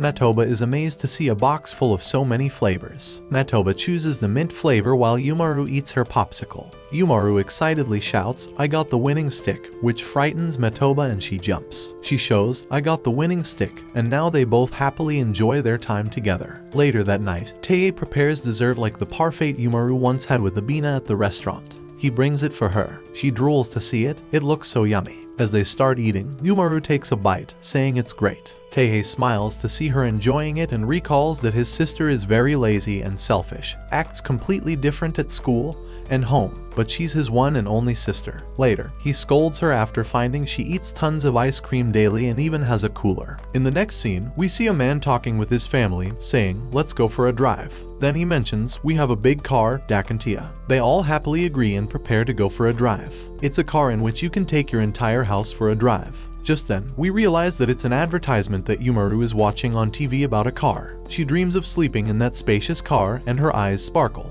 She goes to Teihei and talks about buying a car, saying, "Bomba told me that you have a driving license." Teihei responds, "He and his big mouth." She adds, "Didn't you promise me to take us to the beach? Let's drive to the beach." Suddenly, Teihei realizes that Yumaru has shown interest in going outdoors, as she's always at home.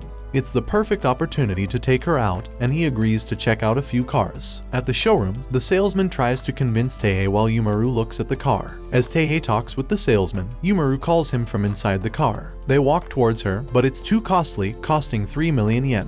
Teihei then asks Yumaru, "Isn't this car too big for just the two of us?" She replies, "If we go somewhere with our friends, we need more space." Teihei imagines everyone going on a trip together, while Yumaru has other plans focused on her comfort. Just then, the salesman appears, startling Teihei. Yumaru says, "Let's take a drive." As they prepare for the drive, salesman says, "Have a safe trip." Yumaru says, "Uni-chan, let's go," and Teihei agrees. A cute girl shows them a flag, signaling them to start, and they begin their drive. Yumaru transforms into her cheap form and wears a hoodie. She changes all the seats into a comfy bed and starts rolling happily, exclaiming, "So much space." She's thrilled to find TTV, and she starts watching comfortably. The day turns into night, and they continue to enjoy the drive. Later, they reach the beach, where Yumaru relaxes inside the car. At night, they watch the sky and sleep peacefully inside the car. The next day, as Yumaru is enjoying the drive, the car slows down. She asks Teihei what happened. Teihei is in cold sweat because he's a bit scared to drive on local streets with so many people around. As he moves, he sees a dog and suddenly stops in fear of a potential accident. The dog's owner wears a funny mask. He moves ahead but stops to see the cat in fear again. In a flashback, Bomba had told Teihei, "You even got full marks in driving school." In the present, Bomba receives a call from Teihei, who invited him to the beach. Suddenly, he notices something shiny and checks his sister's room, where she seems very happy. Teihei says Bomba agreed, and Yumaru says, "I'd rather keep lazing at home." Yumaru then asks, "Which beach are we going to?" Teihei checks the closest beach and suggests Inoshima, to which Yumaru says, "Why don't we go to Hawaii?" imagining an enjoyable trip there. She also suggests leaving the hamsters at the pet shop, but Teihei explains that it's just a day trip. Now, Teihei starts packing for the trip, while Yumaru plays with a swim tube and watches him. He mentions that sunscreen is a must and prepares anti-itch cream for mosquitoes. At night, he sets an alarm and suggests turning off the lights for a good night's sleep. The hamsters are asleep, but Yumaru is still awake and asks, "It's going to be fun, right, Ani-chan?" Teihei replies, "Yes." The next day, Teihei coordinates with Bomba to confirm that they are ready. Matoba has already reached the meeting point. Just then, Abina appears from behind, calling Matoba and startling her. Teihei ends the call and greets Abina, who blushes as she greets back. Bomba arrives with his car, and Matoba is shocked to see him, as she didn't know that Teihei is friends with him. Bomba gets flustered upon seeing Abina, and Teihei introduces her to him that she's Yumaru's friend. He then notices Matoba trying to hide herself and attempts to talk to her, but she keeps avoiding him. Suddenly, Yumaru appears in her perfect Yumaru look. Bomba takes Teihei aside and asks, "Who's this hottie?" Teihei explains, "She's Yumaru, my sister." Bomba is confused, thinking that Teihei has two sisters with the same name and pondering if it's a complicated family situation. He looks at Teihei, starts crying, and when Teihei asks why, Bomba grabs his hand, saying, "I'm always on your side." Teihei is just left confused. Now, they all sit inside the car. Yumaru says, "Let's go and leave for the beach." Inside the car, Matoba seems worried about why Kamaru didn't join them. She remembers that Kamaru was excited to go to the beach. She calls Teihei to ask about Kamaru's whereabouts, but when Teihei calls her name, Bomba shockingly cries. He then says, "My sister's name is also Matoba." He even says they look similar except for the hairstyle. While Matoba is enraged that her brother is so dumb he couldn't recognize her, she looks towards Abina as she called her, and Abina gets scared by her look. Matoba feels sorry that she didn't mean this. Teihei tells them, "We almost reached the beach," and the girls look outside at the view. They then stop to look at the sea view. They continue on their way, but Matoba is still watching the view, so Yumaru tells her, "Let's go." They first visit the shrine and enjoy the view from the top. Yumaru seems so happy as they walk to different places. On the way to the beach, Yumaru says, Inishima is bigger than I thought. As they walk further, Teihei suggests, shall we stop for lunch? Just then, Yumaru spots octopus crackers, and Abina sees whitebait rice. They are amazed to see such delicious food. Abina eats rice, Yumaru takes a bite of corn, and Teihei also eats. They all feel delighted because it's tasty. Bomba stares at the women on the beach, and his sister sees him and immediately punches him. At the beach, Teihei and Abina find a shell, and Bomba startles her. Yumaru and Metoba watch them having fun. Metoba asks Yumaru why Kamaru didn't join. Yumaru doesn't know what to say and thinks of telling her the truth that she's Kamaru. Just then, they are shocked to see Bomba and Shin running from attacking kites. Metoba says, that is my older brother over there who didn't recognize his sister with a different hairstyle. He's dumb. This amazes Yumaru. Meanwhile, kites are attacking Bomba. Metoba then says, he's always been like that. Once he came to my high school entrance ceremony uninvited and freaked me out, making me kick him. We fought like usual, but suddenly the whole class was scared of me. Then I met your elf-sister Kamaru and brother and my life changed. You also became my friend. Yumaru says, thanks. Metoba then stands up and says, let's go. Then they all go to the aquarium, where they watch different types of fishes. Yumaru says, you wanted to visit the aquarium, didn't you? I heard from Kamaru. Sorry she couldn't make it. Something urgent came up. Metoba says, it's good to know she's not sick, and Yumaru thanks her for keeping Kamaru's company. Just then, Bomba says, I wish I had brought my sister here, she likes aquariums. Then he says, ever since I went to her school ceremony, she's been giving me the cold shoulder. Maybe I should have stayed home. Hearing this, Metoba feels guilty and tries to talk. But Abina says, there's no sister in the world who wouldn't be glad to have her brother come. Yumaru and Metoba look at her, and Teihei and Bomba get amazed by this. She seems like an angel appearing from heaven. As Bomba realizes this, he bursts into tears. Abina asks, what happened? He says, it's been a long time since I felt kindness. I wish my sister could be like you. This enrages Metoba, who gets ready to beat him. Now he's totally beaten up, and Teihei says he never learns his lesson. You go have fun on the beach, I'll keep an eye on him. In the next moment, the girls run towards the water. Entering the water, Yumaru says, this feels so nice. She then looks at Abina and Metoba, with Abina trying to convince her to let's take a dip. Just then, a wave comes and pushes them to the beach side, where they spot Sylphine. Sylphine says, this is the right opportunity to compete as we meet again. Yumaru says, we are on vacation here, so let's just enjoy. Sylphine says, if you insist, then okay, let's enjoy. They all start playing in the water. Sylphine's brother watches them from the yacht. They then build their castle, which is then wiped away by a wave. They collect shells and then play with a ball in the water. Yumaru seems happy, and Sylphine is enjoying with them. Teihei brings a cold drink for Bomba, who is still lying down, and then sits to watch Yumaru. Yumaru is enjoying with Sylphine. They throw water at each other. Teihei smiles as he sees Yumaru is really having fun.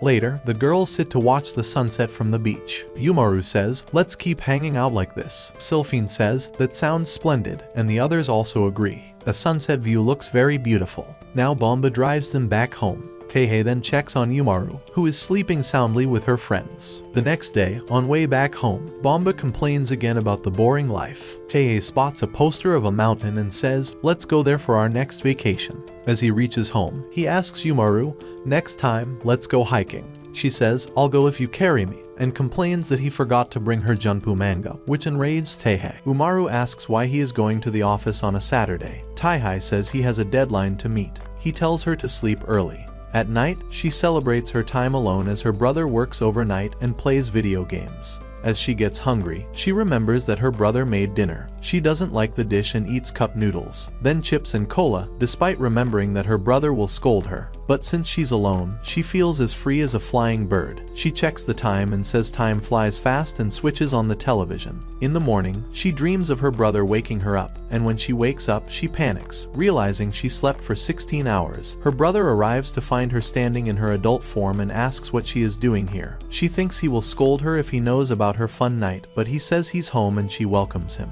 The next day, he asks her to get ready, but she reminds him that it is optional so no one will come. Then he enacts the old man to annoy her.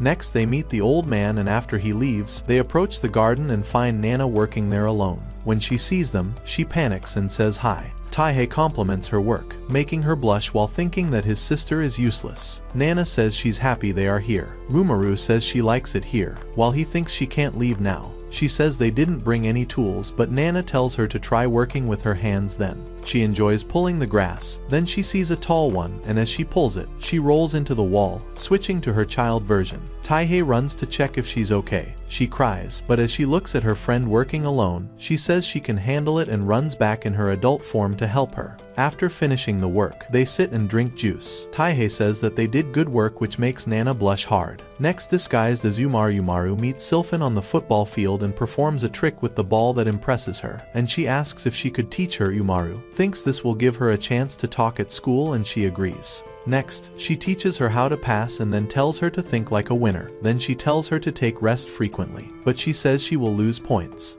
Umaru says she has to trust her teammates, but she wishes to be in her school, and Umaru says she has good classmates. 2. On the match day, Umaru notices Kiri saying, "I must protect Umaru," in a scary way and gets scared. Nana worries as she is not on her team. The coach tells them to line up.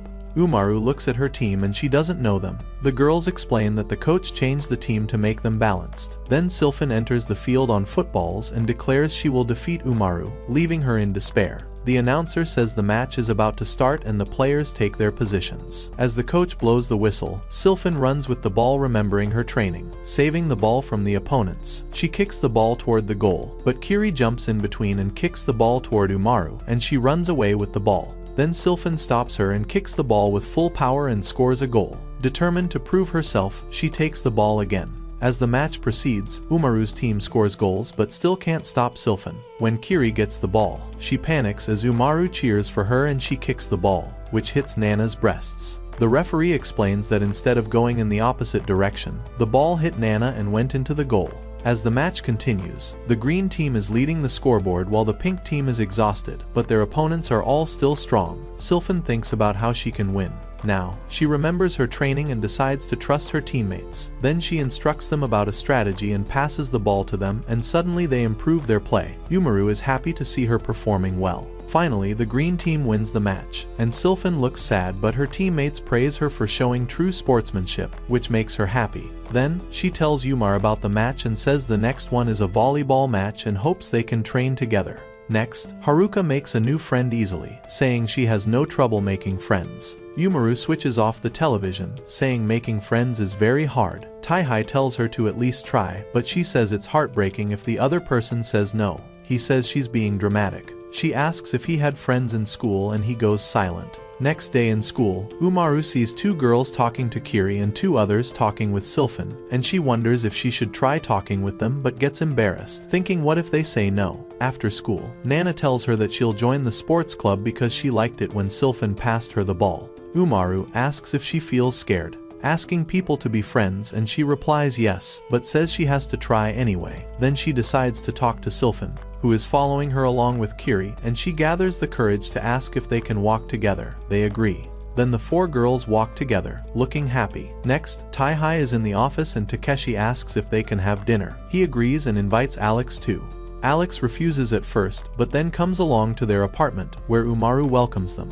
Alex appreciates the invitation and Umaru wonders where she's seen him before. The four of them sit around the dining table waiting for the food to cook when she and Alex ask if they can watch television. Alex is excited to watch his favorite show. She realizes that he is Sylphan's brother, who also loves anime, and she panics. Takeshi says anime is for kids, but Alex says that it is Japanese culture, surprising Umaru. Alex says it's his favorite show and discusses the show's story with Umaru. Then they both enjoy the show's title song. Taihei and Takeshi watch them surprised, and Taihei is happy that they are getting along.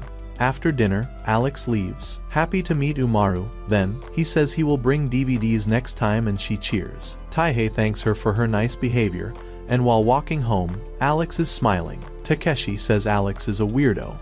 Alex talks on the phone, saying that he met Umaru and panics when there is no reply. At home, Umaru acts weird while cleaning her ear, saying it feels good. The next day, Taihei wakes up while she is still sleeping, and he steps on the ear pick, breaking it, saying he has to buy a new one. Then Umaru shouts as she couldn't find it anywhere, and imagines germs having a party inside her ear as she rolls around the room. Taihei finishes his work and leaves early to buy a new ear pick. Takeshi says one's ears itch more after using a pick and Alex supports him, while Taihei worries about her sister. At home, Umaru suffers from itching in her ear when she hears Taihei coming back with Takeshi. They bought every ear pick available in the market and she says she wants to try each one. Takeshi shows a screwdriver pick saying it moves in all directions in the ear, and a flashlight pick that focuses more on pulling the germs out. Then an interlinked pick that twists inside the ear, and he says she looks happy when Taihei asks when he is going to pay him back. Umaru looks relaxed as Taihei cleans her ear. Takeshi asks which one is best, and he says he can't say. Then he says his mother cleaned his ear when he was a child, and Taihei agrees. He asks if he can do his ears, but he declines. The next day at school, Umaru hears girls talking that Umaru's brother is an actor and her father is German. In the market, Umar wonders who is spreading the weird rumors about her when Sylphin makes a dramatic entrance. Sylphin wants her advice and Umar wonders why she suddenly opened up like this. Then Sylphin invites her to her big house, leaving her surprised. Sylphin jumps on the stepping stones and she follows her. As they move forward, she looks around, wondering how big it is, and then she sees multiple anime posters and figurines. Sylphin tells her to go downstairs. She thinks she's going to trap her, but instead it's a big library where they can study for the test, which freaks her out as Sylphin doesn't know her true identity. Sylphin says she will beat Umaru, not knowing that she is in front of her. Then she thinks that if Sylphin scores full marks, and she reveals she has a library at home, and the girls will start talking about her. She laughs and they start talking about rumors. At home, Taihei returns from work to see Umaru sleeping in a messy room and he shouts at her. Next day, he gets ready to clean the house, while she asks if he can do it alone, but he tells her that it cleans the soul. She is confused, and he says he cleans every day but the room is dirty because she's lazy and careless. She argues that if there is nothing to clean, he will be sad. Then, he gives her cleaning training. Rule 1 is to arrange things. She should arrange all her books and keep them in the bookshelf. After arranging, many objects didn't have a place, so he tells her rule 2, store extra items. She should keep extra books in boxes. She asks about video games and DVDs mixed together, and he asks why she does that. Then she asks about extra objects. Then comes rule 3, throw them away, and she asks how she can throw her things. But he dramatically says that to maintain the natural order, some things must meet their end. Then, she shows him the cleaning guide with all the rules, but he acts like he didn't read it. After cleaning, the room looks nice and clean, and she starts jumping on the bed while he wonders if she can keep it clean. Next, she gets bored playing one game and switches to another, placing the DVD in a different case, then remembers what her brother said. As the room is clean, he is sad and tells her she can keep the room messy. Then she makes a circle on the calendar saying they're going to watch a movie. At the mall, she, Nana, and Kiri see Sylphin standing in line at the theater. She walks to her. Sylphin shows her the popcorn, but she says they decided to eat first. Seeing the popcorn, Nana says they should watch the movie and they decide which one to see. Umaru suggests a movie with 5-star rating. Nana says she's thinking the same, but Sylphin has already picked a movie. Nana says she'll be embarrassed to watch that movie, while Sylphin says it will be fun. Inside the movie hall, Sylphin finds the seat comfortable. Nana asks about the popcorn, while Umaru thinks she never imagined they would be here together. As the lights dim, Kiri gets scared and says she'll be okay. When the movie begins, Umaru's inner child pops out saying she will solve the case. Then she sees Sylphin sleeping, who watched the related show all night. Suddenly she hears the hero reveal that the food was poisoned. Nana gets hungry and her stomach growls during a bomb blast scene. As the movie ends, Sylphin wakes up. Nana is still hungry. Kiri is no longer scared, and Umaru enjoys the movie. Next, Umaru as Komaru and Kiri sleep after eating chips with cola. Kiri dreams of her brother disturbing her, and she runs after him. Then the doorbell rings, waking them. It's Alex, who brought a new video game, Young Boom. Then he calls her sensei and asks about Kiri, who panics. She introduces them. They start playing the game and Alex explains the rules, that they play the role of multiple girls, all with famous voice actors, and they have to make choices for them to proceed further. Kiri doesn't know how to react until Umaru calls her, and she replies with a weird smile. For a character, Alex says that this girl is shy, which makes Kiri remember the day Umaru walked up to her, and she tells him to choose option a while. Alex picks option C, so they decide to try both options. But Alex is shocked as Kiri's option levels up the character. That day, Umaru approached Kiri to thank her for playing with her sister, and they became friends. Next day, she plays a new video, whose commercials are everywhere. She wants to complete the game in a day, but Taihei reminds her to take breaks. When he returns from work, he finds her still playing. She says she can't find the rare items and has been playing for the last 10 hours. He remembers how she plays a new game for a few days and then she gets bored of it. She continues playing the game at the dinner table, before going to bed and even in the toilet, which makes him angry. On his way to the office, he finds the game's posters on the walls, and trains and sees people obsessed with the game. He even finds that Alex is also addicted to the game. On his way back, he asks Nana how to quit a game because a coworker is addicted to it, actually for Umaru, but she doesn't play games and tell him that it's hard to stop something you like. Then she apologizes for talking too much and he thanks her. The next day, Teihei also buys the game. Umaru is happy as he says it looks fun and she asks him to play together. After playing for an hour, he tells her to stop playing. She disagrees, but he says he wants to play it for a long time and goes to prepare lunch. She stops playing too. Then they eat lunch, watch television and fall asleep. After a month, they complete the game and he hopes she will stop, but then they see a commercial for the game's second part. Next, Takeshi tells her a story about Demon Taihai, from whom everyone was scared back in high school, as he always scored 100 in every test, which Taihai himself didn't even know. After he decides to make dinner, they talk about him, as he don't get mad easily. Then Takeshi asks about her friend Nana. She thinks that he likes her, but he says he wants her to be friends with Kiri, which they already are. She calls him a good guy and he gets excited to know that. In the kitchen, Taihei hears them laughing loudly and when he checks, they are playing. Suddenly, it starts raining and he rushes to the balcony to collect the dried clothes, warning them not to go into the kitchen, but they both go into the kitchen, which makes him angry. It's the first time she sees her brother this angry and she begins crying. Then he calms down saying that he was heating oil and then they eat dinner. Takeshi says it's the first time in 20 years he's seen him mad, but he says it has been 10 years. Kiri is running on the street and imagines Umaru inviting her over, so she goes there, only to be shocked to see Alex there, and he gives her a new nickname, Cold Bristly Girl, which she doesn't like. Alex gives Umaru a cat figurine, the same one he gave his brother, which she broke while playing one day and replaced it with a fake one. She asks what the occasion is and he says it's just a thank you gift. Then he gives one to Kiri, which surprises her. When she opens it, it is a Black Death Devil figurine. He says he's impressed by her skills and glad she likes it, but she did not want to accept it. But when she hears that Umaru likes it, she plans to give it to her, then changes her mind and walks home with it. When she reaches the dumpster, she wants to throw it, but then she remembers she never received a gift from anyone. And even if she doesn't like Alex, Umaru likes it, so she decides to keep it. Next, a burger is shown. However, it's an advertisement for McDonald's, and Umaru wants to eat a burger. The next day she keeps thinking about it. When the group is going home, Sylphan asks if they can go somewhere and she loudly says burger. Sylphan says burgers remind her of Germany and they decide to eat them. Then they go to McDonald's. Kiri thinks one can only come here with friends and they went in. Siplin suggests ordering a combo meal and they sit at a corner table. As she takes a bite, Umaru remembers eating a convenience store burger with fries and cola alone at home, but eating it with her friends in a restaurant. She enjoys this true high school girl experience. Her friends like it too. Then Nana says she likes it and they look at her stack of burgers. That shocked her. Sliffen asks her if she's going to eat all of them, but she says she will put them in the freezer. Umaru reminds them to eat before the burgers get cold and they happily eat.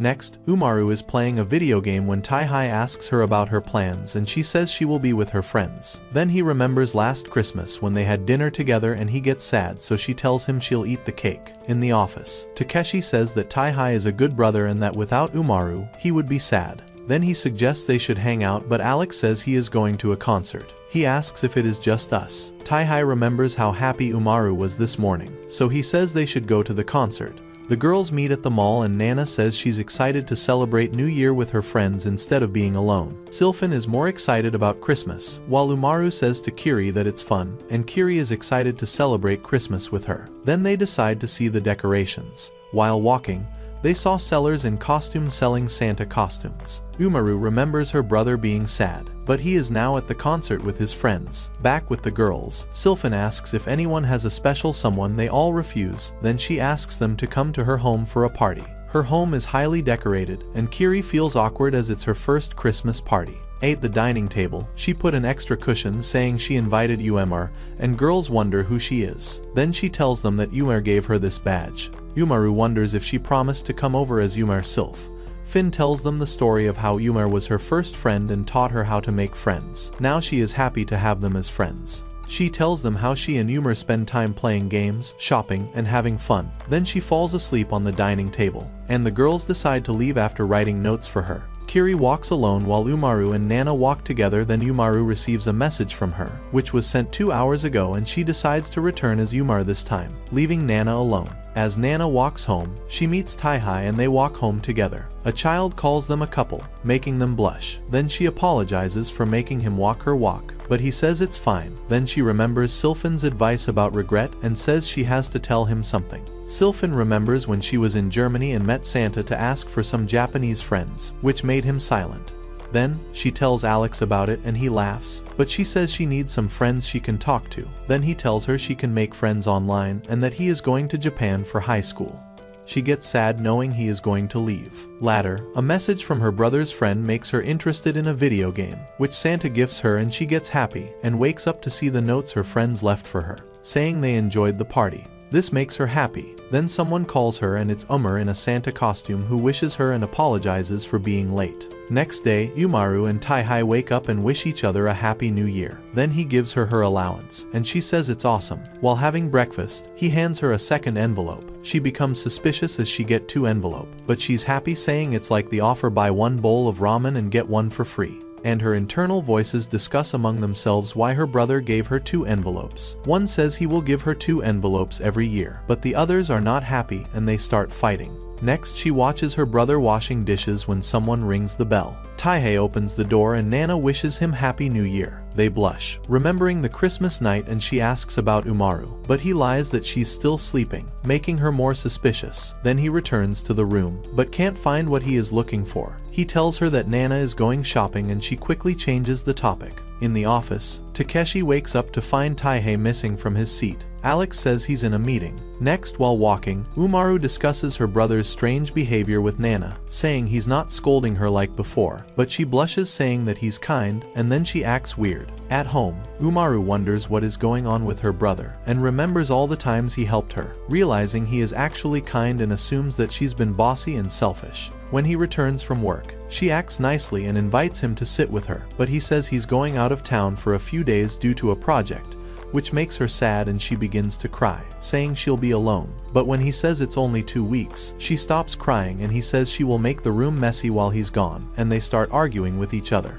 Next, Tai-hai has packed for the trip, and he is worried about her being alone, but she says she'll be fine as Kiri will be here. He thinks that he has made some food, but she would be bored, so he gives her some money for snacks. Takeshi talks about the business trip and says that he should give her more money, so he gives her another note, and she thanks them both. Then Takeshi says that they should eat eel, but this makes Umaru angry, and he tells her that their company is sending him there to check the food quality of the restaurants. She then thinks about eel and says she also wants to eat it. Next, at the train station, Kanao comes along with Alex, Tai-hai, and Takeshi talk. Keiichi asks why she's coming with them, but he has no idea and she is excited about the trip. On the train, Tai-hai thinks he will bring Umaru next time and wonders if she's eating or sleeping right now, but she has come along with them disguised as Umar, and he worries that others are going to recognize her, while Kanao thinks about spending time with Tai-hai. Umaru tells about the town, Hamamatsu, describing it as a big city with many resorts and beautiful places, reading from a pamphlet. He thinks he could introduce her but worries Kanao would get angry at him. Then she panics as she messed up the timing while booking the hotel and apologizes.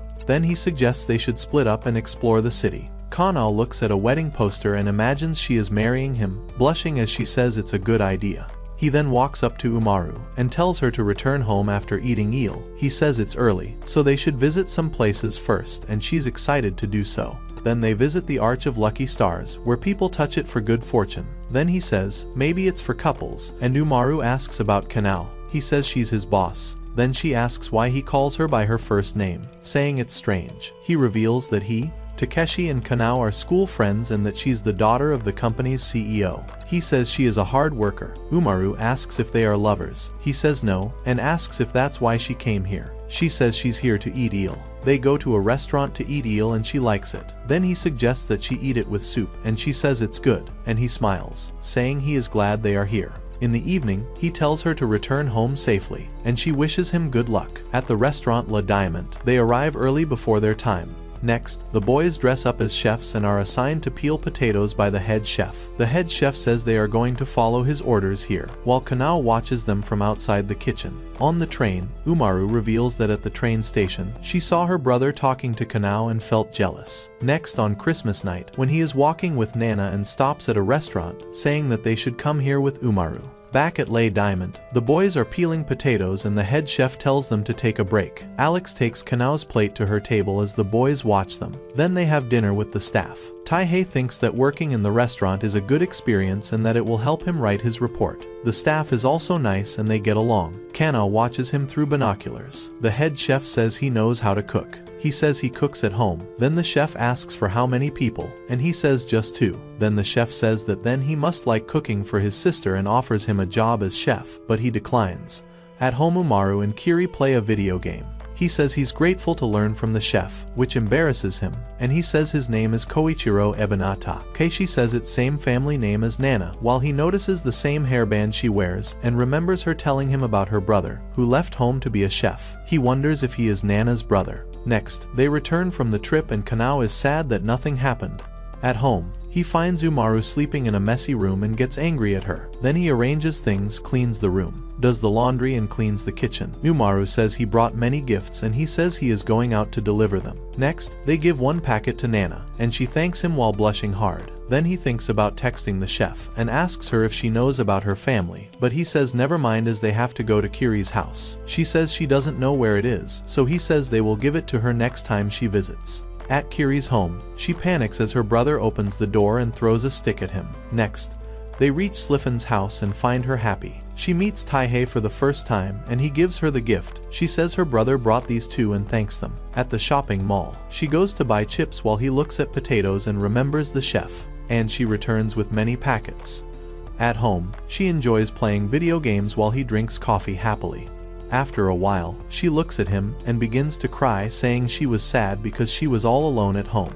Next, in a swimming competition, Kiri wins 3rd position, and her friends are proud of her. The other girls praise her, but she gets uncomfortable and leaves the classroom, grabbing her bag. The girls assume she's stressed. Then, she tells Umaru about it and thanks her for helping her by playing video games. Umaru says now she can be a professional swimmer, which makes her uncomfortable again. Umaru worries if she has stressed her out and she thinks if she offended her master. Suddenly, her bag falls and Umaru notices a storybook that she is writing. Kiri panics and reveals she wants to be a storybook author. Umaru says it's awesome and asks if she can read it, but she stops her, getting embarrassed. The next day, everyone looks at Sylphin wearing a kimono to school. Then she tells her friends that today is Girls' Day when they can wear traditional clothes. But Kiri says it was a few days ago. Nana says they can still wear kimonos and Umaru says they should keep the dolls out. Their support makes her happy. Nana says she looks different in a kimono, and Umaru agrees. Then, Nana reminds them of the day they wore kimonos and Kiri finds a photo from that day and shows it to her, who asks why they didn't take her along.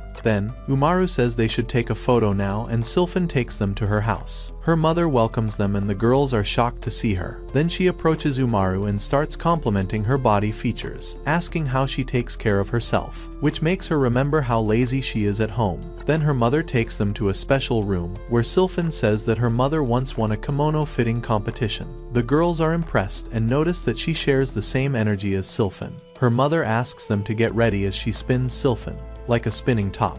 Umaru says Nana's family lives away, so she can't meet them often, and Nana says she misses her mom. Then Sylphin's mother helps her put on a kimono, and then moves at super speed to change their outfits, and they all look good. Then her mother shows them the doll collection and Sylphin asks them to have lunch. Her mother asks them to pose for photos and they happily do so. Then they enjoy the food and Umaru says her mother is amazing and young, but she says she's not young and her mother stops her from speaking. At home, Kiri draws another picture of Umaru and next day shows her the book and she likes it. Kiri apologizes for not being able to capture her cuteness, but she doesn't understand what she's saying. Then she asks her to model for the drawings, and she gets shocked, but later poses, which embarrasses Kiri. Umaru says being a model is hard, and Kiri tells her to act normally, but she says she can't in front of her and says that she can be invisible. Next, she acts normal, eating chips, playing and being lazy. At night, while she sleeps, Kiri continues to draw, but she can't capture her emotions and begins to doubt herself. Then, she decides to watch her more closely and freaks out when she sees the adult Umaru, which wakes her up and Kiri wonders what just happened.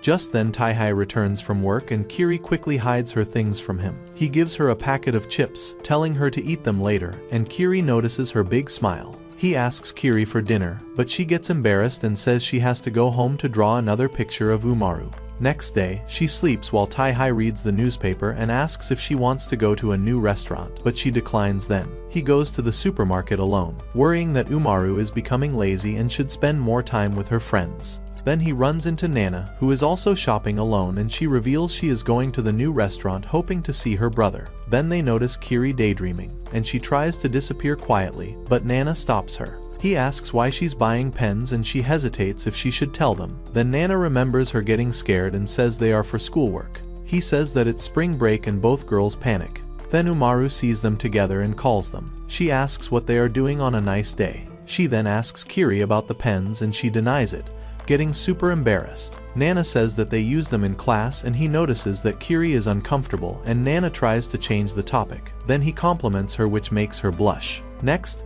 they go to the new restaurant, and Nana is still blushing from the compliment, and Kiri realizes that Nana likes Taihai.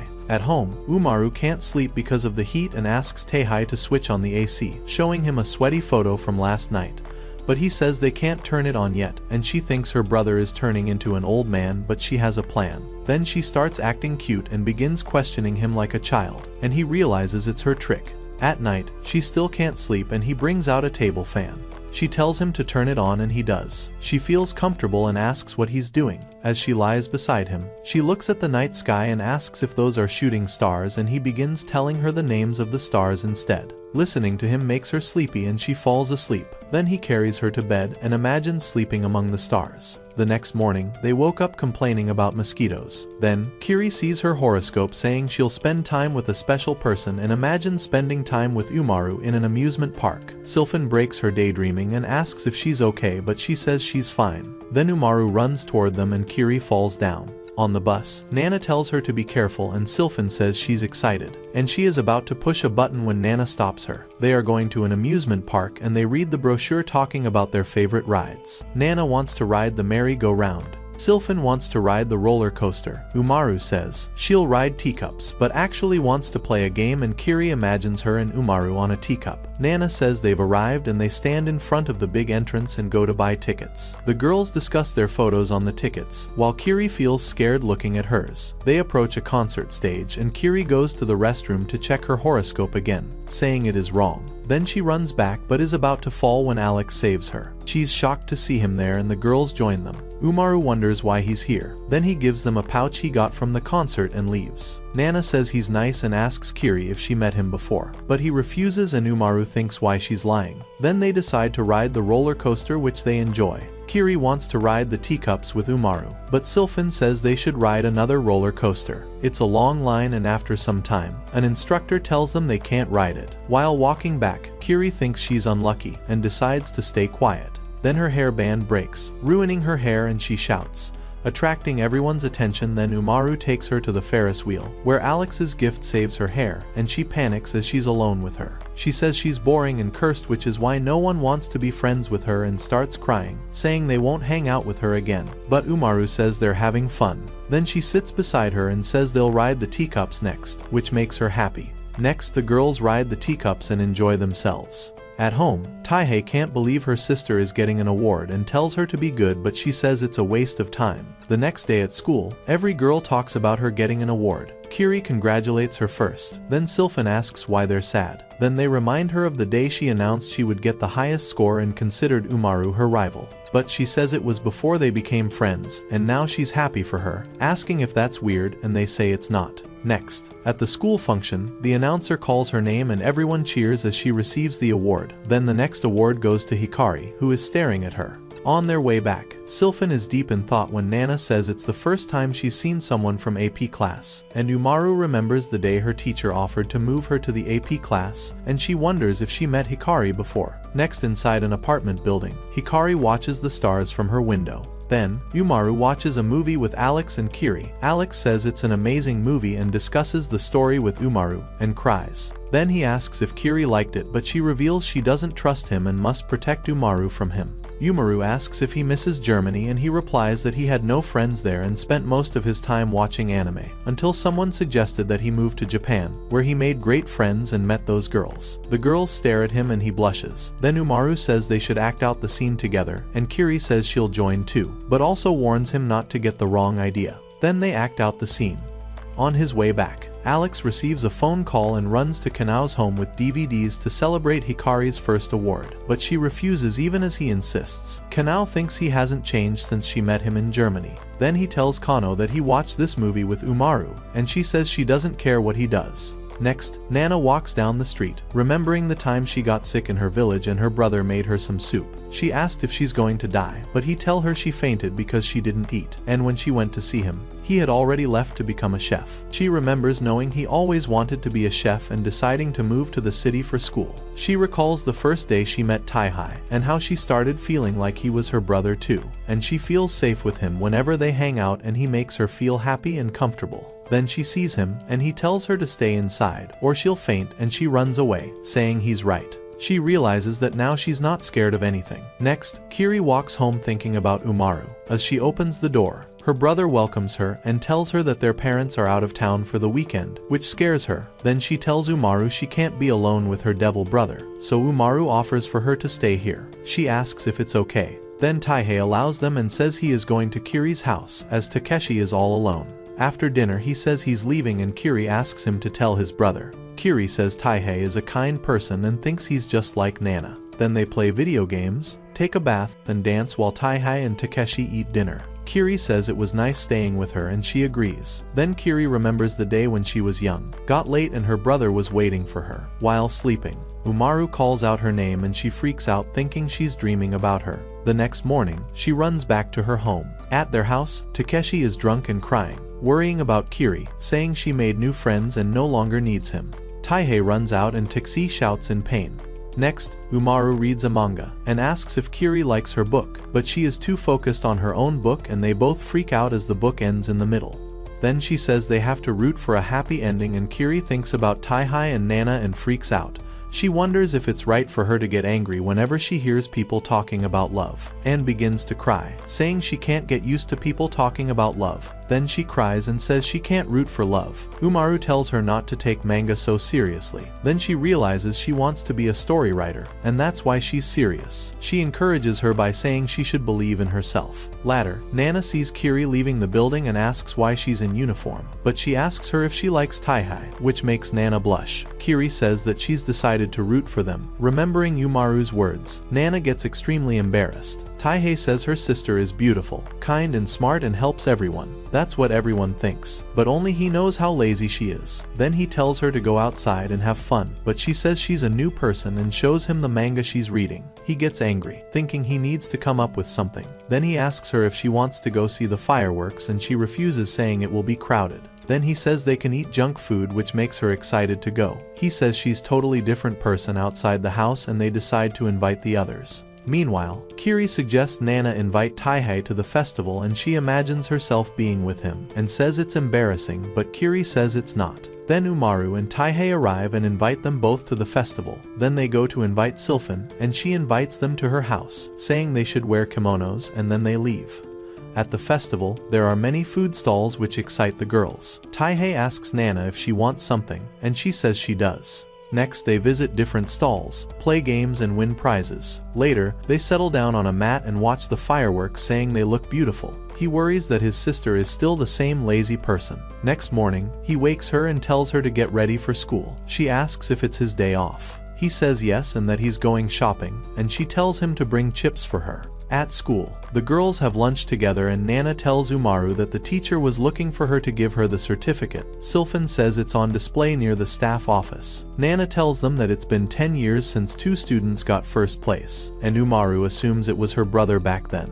Then the girls say her brother is amazing and Sylphan adds that he is also kind to buy them gifts at the festival. Kiri thinks about her moments with him and says to Nana that she would like him as her brother afterwards. Umaru tells them to go home because she has to meet the principal. In the principal's office, the teachers also say her brother was a good student. She thinks about everything people says about her brother and feels happy. On her way back, She sees him returning from shopping and decides to scare him. Just then, Hikari hugs him, calling him big brother, but he doesn't recognize her, which makes her sad, but Umaru recognizes her and says she is from her school. Hikari asks if they can go inside, and he agrees. Inside, Umaru says it's the first time they've met, but she tells her not to get friendly, and Umaru wonders who she is. Then it is revealed that Alex told her about her, while Umaru wonders what she really wants. She says that from now on Tai is her brother, which confuses Umaru. He returns with some bread and she eats all of it, but he doesn't believe that she ate everything and says she's grown up. Umaru asks if he knows her and he tells her that she's Kanao's sister. She calls him big brother and Umaru says he's her brother, which makes her angry.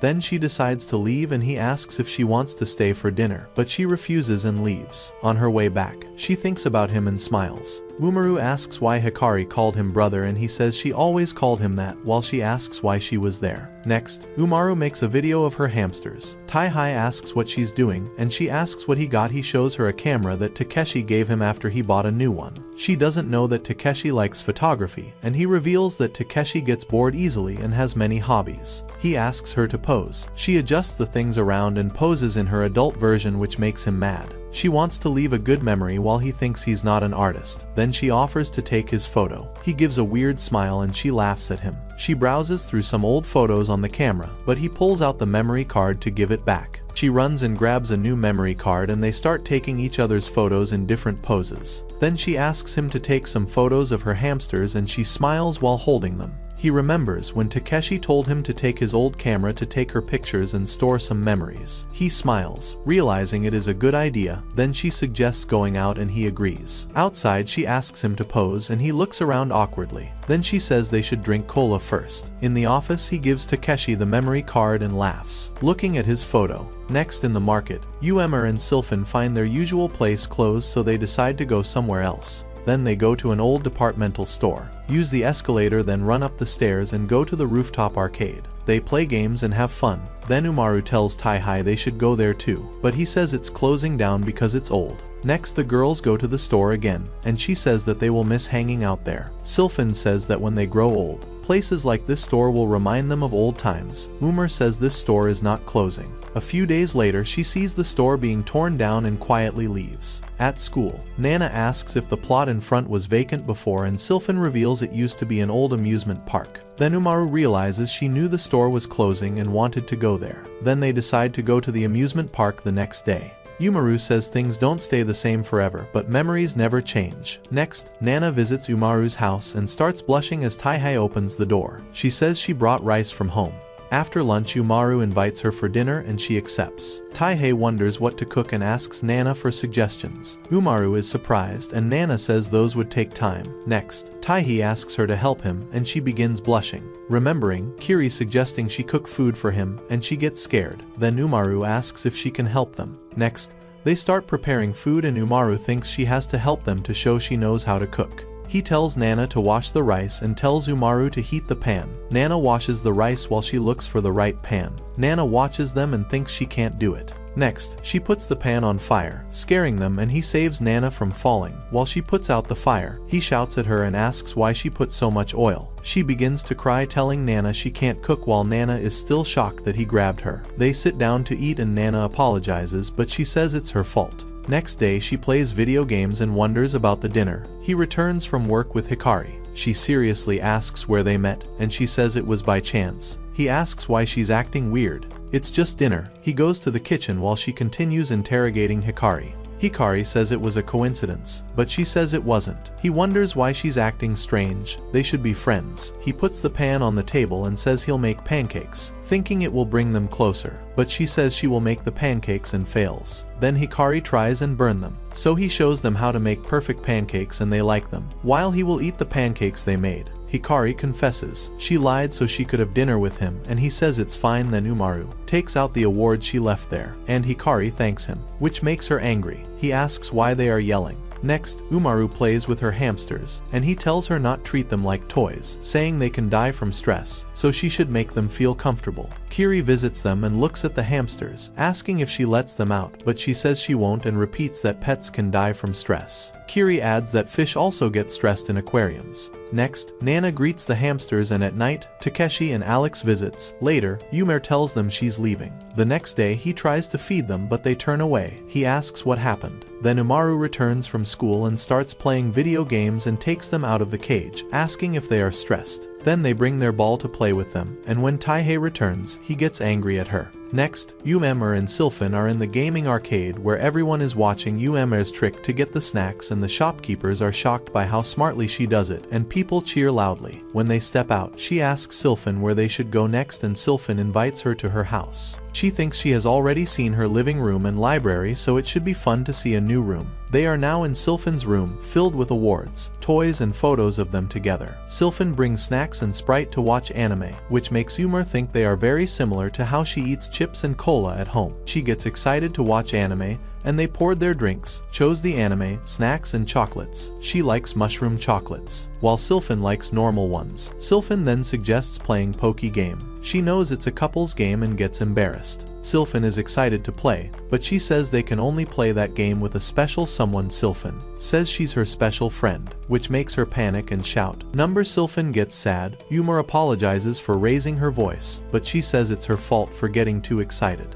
Yumer thinks it is lonely to be alone in a room, and says they watch anime together instead, which makes her happy. As she switches on the television, a girl in the show says to play the Poke Game. Sylphin gets curious about the game while Yumer panics, after seeing how the game works. Both of them get embarrassed and Yumer says that's exactly why they can't play it. Next, Hikari joins Taihei and Umaru for dinner again, and he brings curry naan. The girls like it. He asks Hikari if Kanao knows she's here and she lies, but he already knows that Kanao has no idea about it. Umaru says it's bad and her sister might worry and asks him to call her. Hikari refuses, but he says he should call her and Hikari begins to cry, saying her sister is working overtime so she came here to eat. He says it's fine, and Umaru remembers how sad she feels when he comes home late and tells her to eat. After dinner, he asks if he can walk her home, but she refuses and asks if she can come again, and he says whenever she likes. Then Umaru warns her not to come every day and she agrees. Then she walks home alone sadly, thinking about Taihei, then suddenly jumps excitedly on the globe. Just then, Kanao arrives and gets angry. Then she jumps and hugs her, welcoming her back. Kanao angrily asks if he went out and she lies, but Kanao knows that she will just go out again. Elsewhere, Taihei wants her to be nice to Hikari and she says she will try. Next, while walking in the market, Sylphin stops in front of a closed beauty shop. Umer asks if she ever been here, and she says no. Then they sit under a tree. Sylphin doesn't like it when shops close. Umera knows that she likes old buildings and asks why she loves old places so much. She says she loves nostalgic things. Then she says Germany doesn't have many old places, and when she was little, her favorite was a gaming arcade near a lake.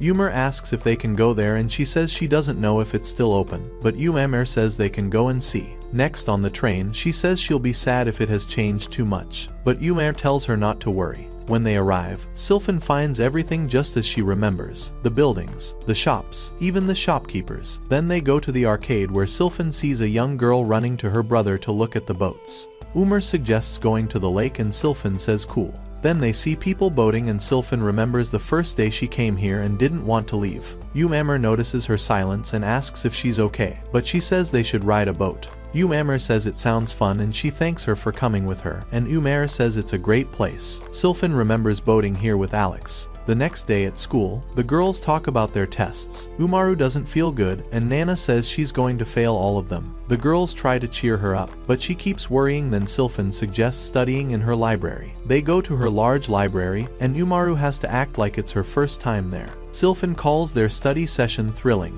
Then Kiri asks Nana about her weakest subject, and Nana says all. After studying for a while, they check her notebook and say she's doing well and will score more than 80%. Umaru says she's overthinking too much. She works hard but gets scared of scoring low marks. She says that she loses track of time during tests and feels like running home. Then they suggest ways to stay calm. Umaru says to think about something you like. She imagines every student as Taihei and her face turns red in embarrassment. Kiri says she imagines the classroom full of vegetables. While she apologizes for wasting their time, but they tell her not to cry, saying as friends, it's their job to help her. Seeing everyone happy, Nana remembers her first day at school when no one talked to her. She notices Kiri sitting quietly and leaving before she could speak to her. She left the classroom. Then she saw Sylphan dancing around, and when she talked to her, she called her grandma and challenged her, which made her think about what she was good at, eating rice. But she can't do it here. Then Umaru entered the class and everyone was surprised by her beauty, and Sylphan challenged her too, and she wondered if she could become friends with them.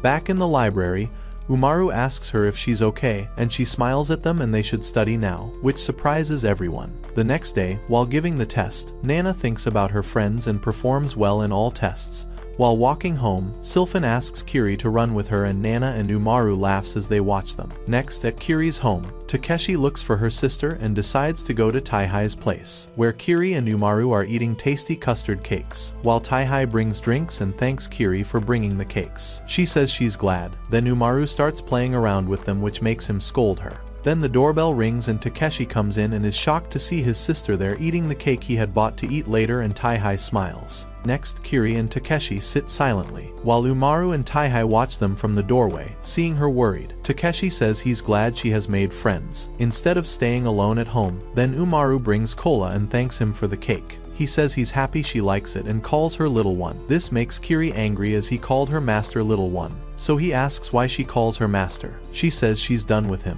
because he doesn't pay attention to his own sister, and even wishes he would die. Umaru tells them to relax and drink cola, and both of them call her cute. Then, Umaru suggests that they should play a video game. Next, Taihai tells Umaru that he has to go to the market, and worries it might rain, but Umaru says it won't rain. At the supermarket, he goes through his plan. He has to buy groceries, then go to the bookstore, take money from the ATM, and should return home by 4 p.m. First, he goes to the bookstore to get Umaru's magazine and see Kiri there, but she panics and runs away, leaving him shocked. Outside, it starts raining. He wonders why she always runs away when she sees him. Then he sees her standing outside and says Umaru was wrong about the rain. He approaches her again and she gets scared. Then he asks if something is wrong, but she says she's fine. Then she admits that she wants to be a story writer, and she comes to the bookstore to research, and she's not smart like him. But he tells her that she's great and he studied hard in high school without ever knowing what he wanted to do. She reveals she's writing a book about her master, because she makes her happy and wants to share that feeling with everyone. And he tells her to keep writing. Just then, Umaru arrives with 2 umbrellas. She was worried as he didn't have one, and he is glad she brought an extra for Kiri. He says it's good to take a different path and remembers that he forgot her magazine, which makes her mad. Next, Kiri tells Nana that she has a new plan for bring her closer to Taihai, which will not fail. Umaru asks if everything is okay and they say it's fine.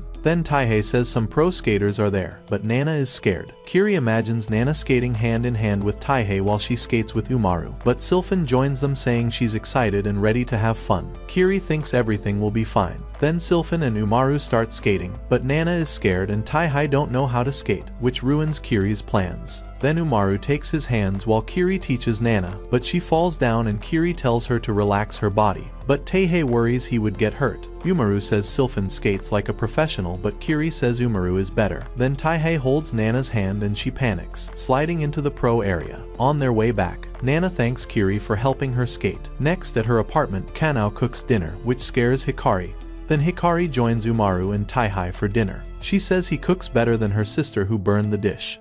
He says he knows how Kanao cooks. Then she gets scared and tries to say something, but Umaru says she needs bread. Then she asks if Hikari said something, but she says no. After dinner, Hikari remembers her sister will worry if she gets late and imagines him walking her home. Then they look at the stars and Umaru asks their names while Hikari stares at them. He remembers that he once told her the names of the stars. Hikari says that when she was young, she was mostly alone and her sister scolded her for eating sweets, but brought her soft toys that she liked. Then one day Taihei came with her sister, and they met for the first time, and she noticed that her sister liked him, so she asked him to stay for dinner, and while her sister was cooking, he told her the names of all the stars. In the present, Hikari hugs him and Umaru gets jealous, and they start arguing about who should leave first. Finally they say goodbye to Hikari. Umaru says see you later, and Hikari smiles. Next, on a cold day while going to school, Umaru suggests holding hands to warm them while Sylphan says that being close will also keep them warm, and they start singing a song on the road to distract their minds from the cold weather. At home, Taihei asks what she wants for dinner and she says she wants pizza. However, they don't have a brick oven, but she says they can just order pizza from a shop. But he wants home-cooked food, but she argues that it is not better than a tasty pizza. This fires him up to prove to her that homemade food is tastier and better. She gets scared seeing him working faster than he usually does in the kitchen and laughs weirdly. Just then, Alex and Takeshi arrive for dinner. Alex is excited to eat homemade food and Takeshi says Taihai cooks the best. Taihai announces that he made okonomiyaki, the Japanese version of pizza, but she still wants to eat pizza. Takeshi says they should have chicken, while Alex says they should have seafood, and Taihai says he wants natto. But Takeshi and Alex are fixed on their sides, so they ask Umaru to decide, and she says they should start with seafood and mix it with meat, making both of them happy. Taihai asks Umaru to try flipping it while they cheer for her and she does it successfully. They are excited to try the new mix. He cuts a piece and puts it on her plate, and they all watch her reaction. She says it's awesome, and the guys also like it. On a Saturday night, she asks him to buy a new game for Christmas, but it's expensive. She says it's a limited edition, and he says he'll think about it. Then he informs her that he will work on Sunday and she invites Nana over to discuss evening plans, but Nana says it would be fun if their friends could join them. She agrees and says her brother will be happy to see her, which makes Nana blush, and Nana says she's happy too and she bought them gifts. But she realizes she forgot to buy him a present. Nana says they can go now. At the mall, she thanks Nana for coming with her, and she says it's fine, and then they discuss what she should buy for him. She feels bad for not buying it sooner, while he does everything for her. Umaru says she'll buy this hat for her, but she's not sure if it looks good, and Umaru says it looks great. Then she gives her the gift she brought for her. It is also a stylish hat, and they both look around the shops for his gift. Taihai enters the mall and the girls surprise him, scaring him, and he asks why they are there. Umaru says they're shopping. Nana wishes him Merry Christmas, and he replies the same. Then they give him his gifts, a new pan and an apron. He smiles and says now it's his time to buy gifts for them. Next, Kanao says her sister Hikari is weird. She eats sweet bread and spins around, but she worries that Hikari has been hiding something from her and wonders if it's her fault.